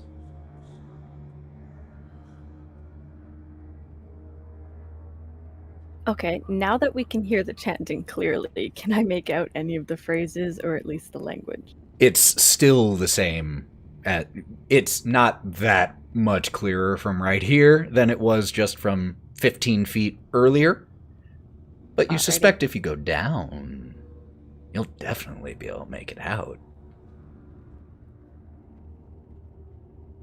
Well, I barely know you, and it's been pleasant. So if we all die horribly in the next 10 minutes, at least I died in good company. And she's going to start heading down the stairs towards the chanting.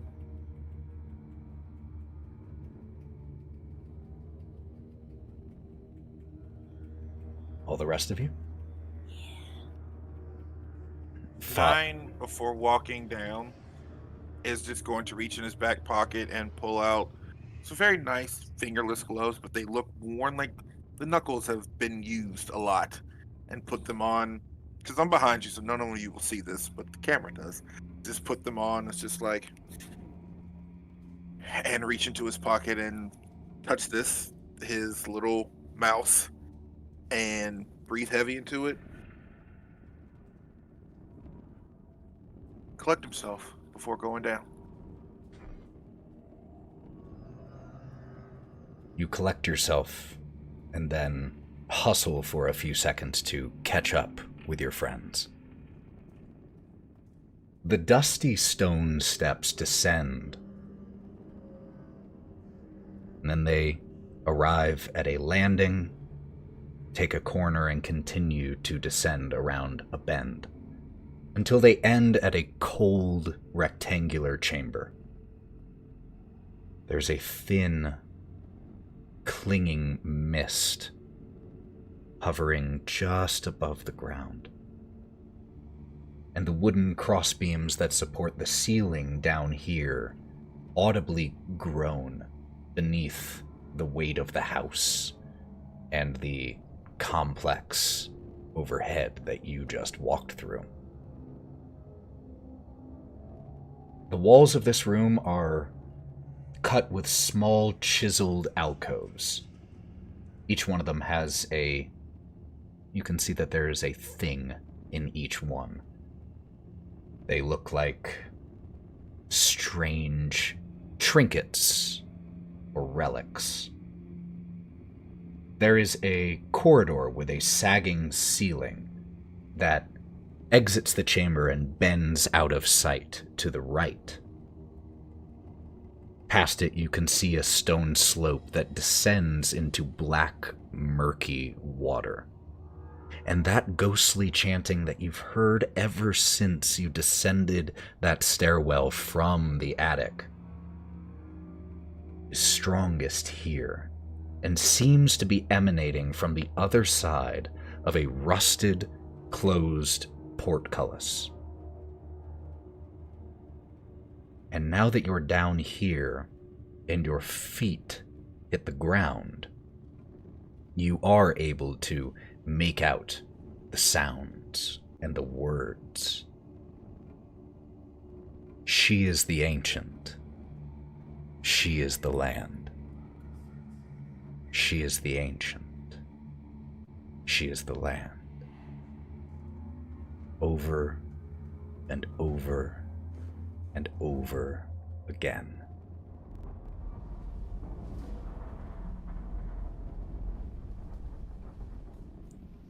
Hawthorne's going to pull out his gin bottle that he has still, and he's going to take a big giant swig of it and just stand there. Big man, you alright? Fuck no. You want to know a little secret? Yeah, man. What you got? I'm not okay either. This shit's fucking scary. These fucking book learners up there, they know everything. They fucking know what's going on. I don't. All I do is punch shit. Okay? But got each other's back. We got them. They got us. And what needs to happen is that we need to figure out whatever the fuck is down there. I don't know who the fuck she is, but if she's got her own fucking groupies down there, just calling out her name, having a fucking session down there, then we just go in there, bust some heads, figure out what the fuck is going on. Apparently this fucking family, I guess the Durstes? Or the Durst, whatever their fucking name is. This was on that fucking cribs back there. Okay? Whoever the fuck they are, they turned their kid into a fucking monster and been feeding people. So I see this as they are the bad guys. And at this point in time, I'm not here rescuing a kid. I'm here to beat the shit out of a monster. Okay? And that's what I'm here for. I have completely done with that. I feel like we're a little unequipped for this situation, and he's gonna take back the bottle from him and drink again.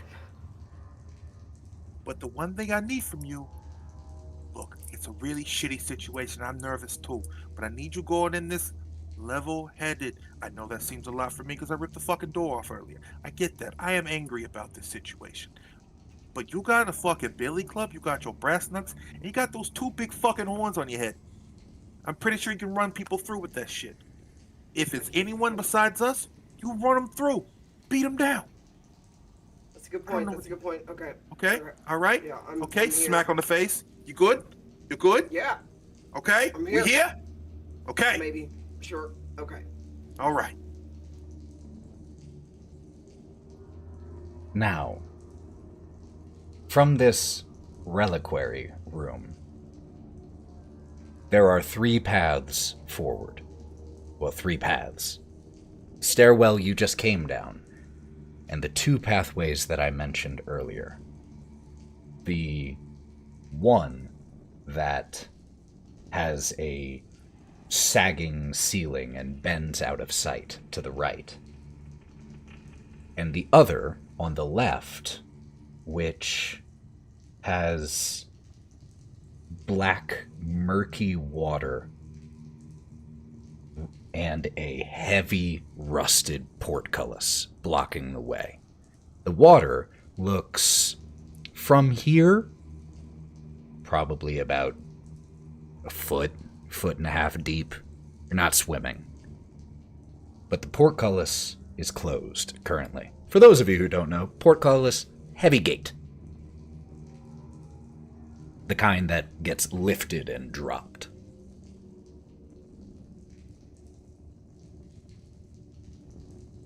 There's your geeky SAT word of the day. Portcullis.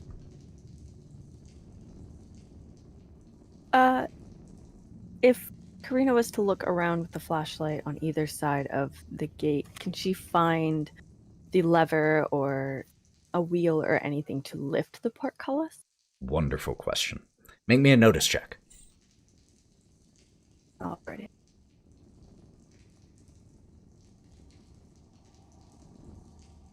That's a 7. 7. Sorry, my... Nope, I heard you. Not you. I'm Internet's so a little sorry. tight. I was talking to Anna Margaret. Oh, okay. Oh, Anna Margaret, Gloria, were you saying something? Okay. So a 7 from Karina. You look in with the flashlight, and looking into this room, you notice a few things. First of all, even before you spot what you're trying to see, you see that the floor of the whole room beyond this portcullis, or as much of the room as you can see, is covered in water. But there are, in the center of the room, there are stairs that rise together to form an octagonal dais about 6 or so feet above the surface of the water. Step, that lead up to this central stone stage or platform. Then, looking around for any mechanism to control the portcullis, you follow the chains, and before you get to where the chains lead, you notice that the chain is broken. So there was a mechanism in here for lifting it, but the mechanism seems to have broken with time and might therefore simply require brute force instead. Do we get the sense that if the chain was fixed, it would be able to open? I mean, potentially, yes. The only problem is that the chain is on the opposite side of the portcullis.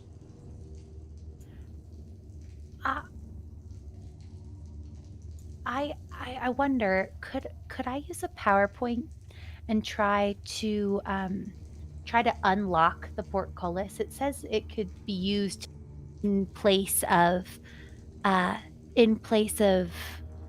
what's it called? Repair or thievery, to open something that could be distinctly open or shut. It can be I used also have in repair as an attribute too. and it can be used in place of repair. Which one is this? Lock/unlock? Yeah, I was just reading the unlock. Okay.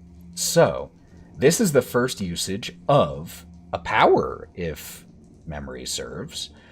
So in order to do that, you have to make a skill roll with your relevant arcane skill, which I believe for you Is occult. So go ahead and make an occult check, just to make sure that you succeed and don't get any backlash. 4. 4! Exactly what you needed. So, the way that this is going to work is you... First of all, how does this physically manifest around Gloria as you manifest this power? What are the trappings of it? Yeah, so hearing Karina talk through being like, oh, there's a lock. I imagine that Gloria kind of looks over, and then my wings flap a little bit, and as they do, there's this kind of sense of shadows, which you wouldn't anticipate, but it's almost like the air around sort of shimmers as like a shadow kind of runs through her, and from her finger she kind of flicks it, and a little spark kind of shoots off. And you hear the tinkling sound of metal chain links. And Karina, you cast your flashlight that direction again, and where you saw the chain was broken, it is now made whole. But now, you're still faced with the problem of where the mechanism might be to lift it. But the chain is repaired, so should you find that mechanism, it should work. Well, that was a nifty little trick. I'm surprised it worked. I'll be honest, I wasn't totally sure. Apparently me mumbling about everything works out well. I'm not seeing a device in this room. Hawthorne? Is it possible for Nyne and Hawthorne to lift the gate now that the chain is fixed? You can always try. So, if the two of you would like to do it together, what I'll need is Nyne and Hawthorne to choose who is making the primary roll. The other person can then help. Okay, so Hawthorne's gonna look around and see that the girls are trying to find something to lift it, and he's gonna tap because Nyne and him have been drinking standing here. And he's looking around for Brawk too because he hasn't seen him in a while, and he sees him over there. He's like, okay, he just make sure he's right there. He needs to know where he is. Taps Nyne. Hey man, you think we can lift it? Yeah, I think we can lift this. Light work. We work those rookie numbers up. It's fine. Light work. Well, you think you got it better than me, or you think we can put money on this? Who's got this better? You want to take this first, or you want me to take it first? I'll go first. Okay.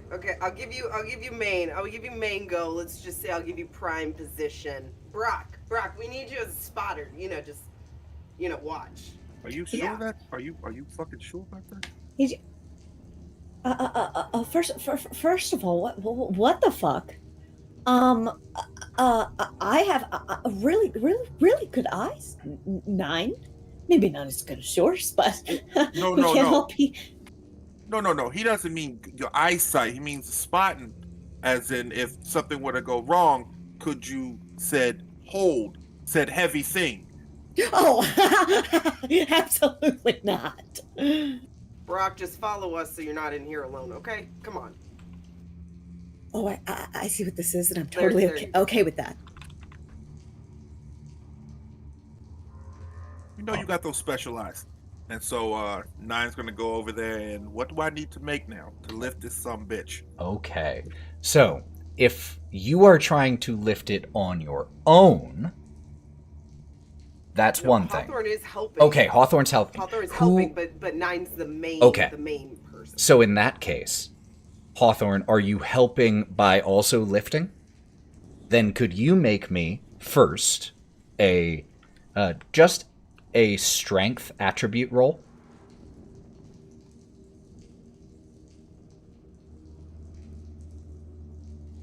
Okay. So it's not a success. Now, I do want to remind you all of something. You can spend a Benny at any point to re-roll anything other than a critical failure.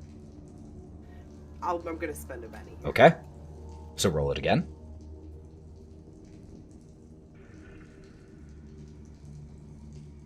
That's better.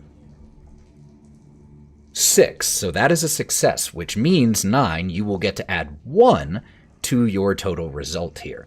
So now you go ahead and also roll me a strength roll, please. Just correct the strength attribute? Correct? Should be. All right, cool. Rolly. Kadoosh.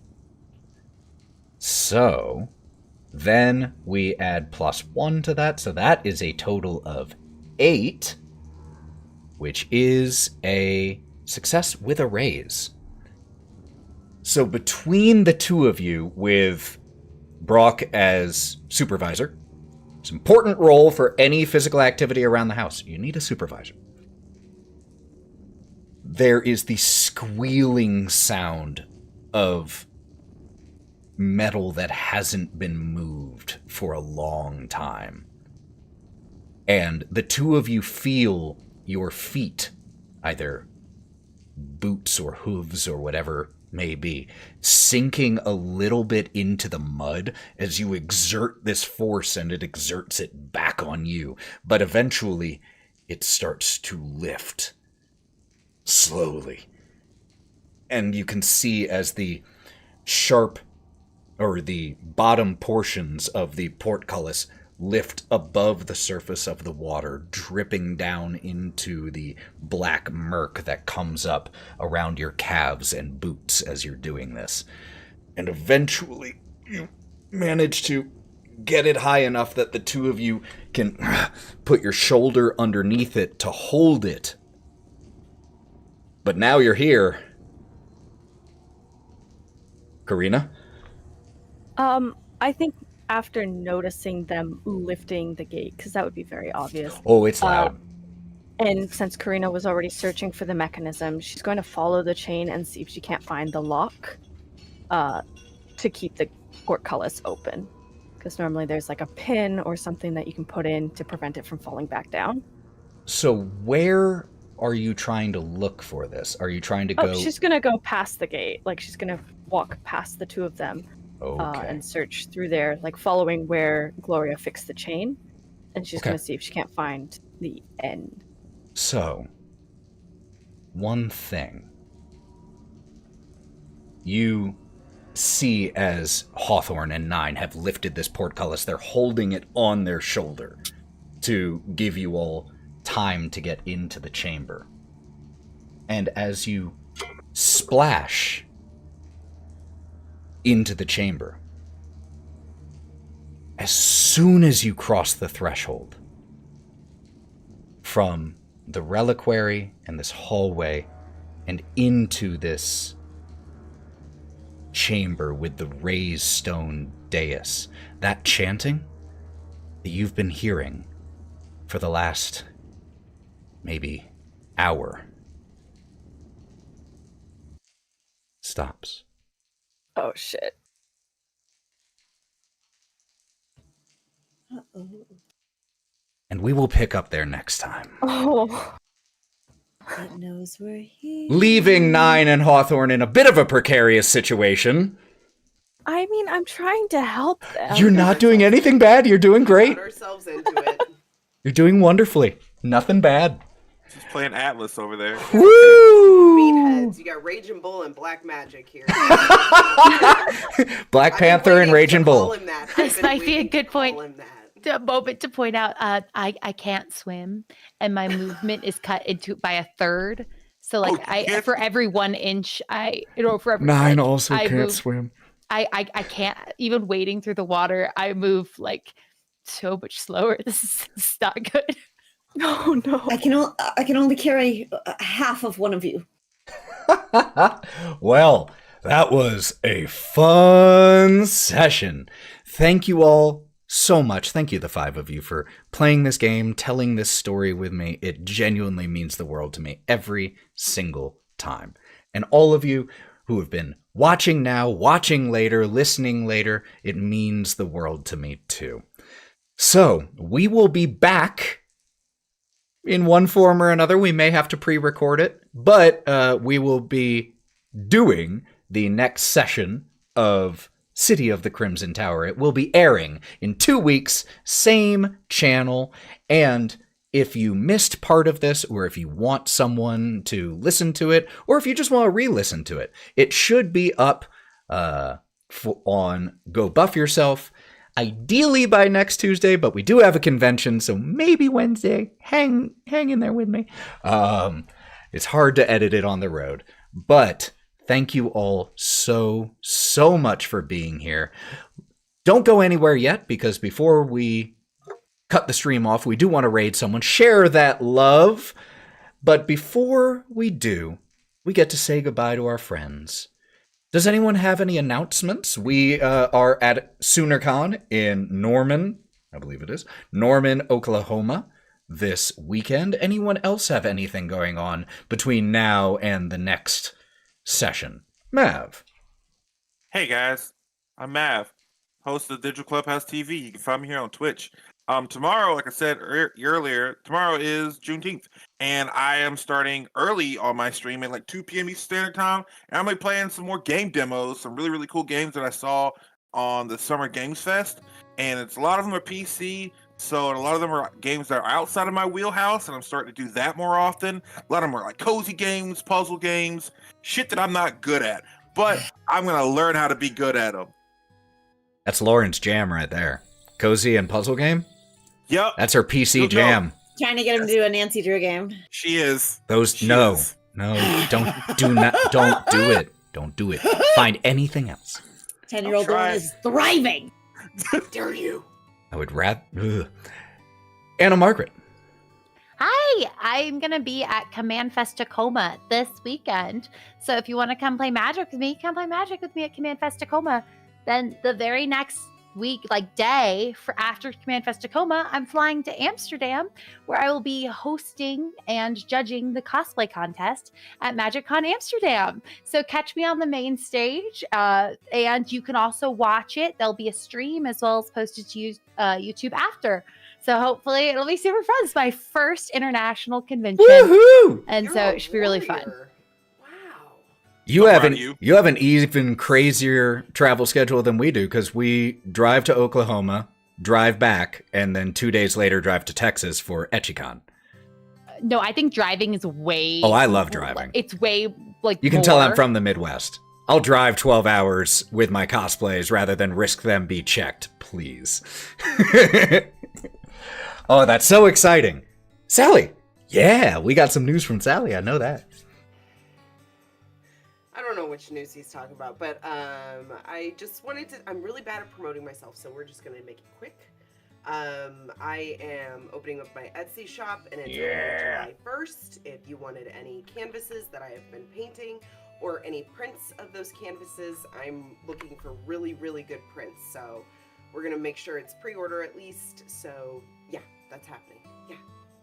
Highly, highly, highly recommend checking her art out. I absolutely love every piece I have, including the character art that she has done. I know Lauren has some within arm's reach. Look at that beautiful Coraline. Look at that beautiful. Look at that. It's gorgeous.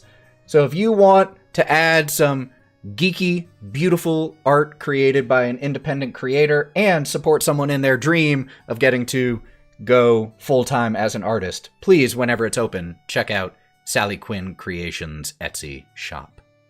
Thank you. Oh, do we have one there? We got one?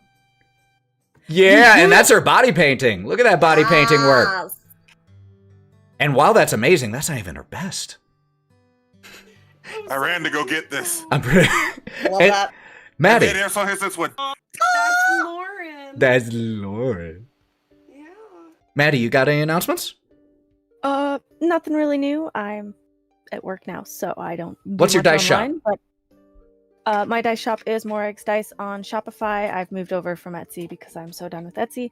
But you can find me on TikTok and Instagram under More Eggs Dice. I've recently started making Dagger Heart sets with like Hope and Fear dice that are kind of themed, and yeah, I should be putting on near 100 sets in the next few weeks.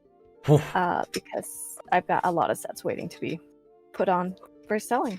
That is so And- cool. Other than that, you can follow me on Mythro Cosplays. Whenever I'm home, I'm going to be starting to build a couple big builds. So if you want to follow along, you can find me there. And Lauren. So all these people are doing like really awesome, dope stuff. I am support class, so I am here to hype them Bullshit. up. I'm doing my own thing, petting cats and dogs and building She's costumes. making really great outfits, you guys, and knocking Taking out some some great modeling. pictures. She's also raising money for bees at every con she goes to. Bees! You know, doing D&D. Yeah, it's fine. I'm on the internet. Find me there. If you want to follow any of our wonderful players, please check out the chat. I just posted everybody's socials. Please go follow all of them. They are incredible. Thank you again, friends, for being here. We appreciate you so much. We will be back for Chapter 5 in 2 weeks. And until then, we are going to be doing a raid. Let me go ahead and just get that started really quick. For Chapter 5. And yeah, so let's get this raid going. Thank you again for being here. Take care of yourselves. We appreciate you. Do something good for yourself because you deserve it. And until we see you next time, maybe go buff yourself? Maybe? Just an idea? Let's raid, friends. I love you all. Bye, everybody. And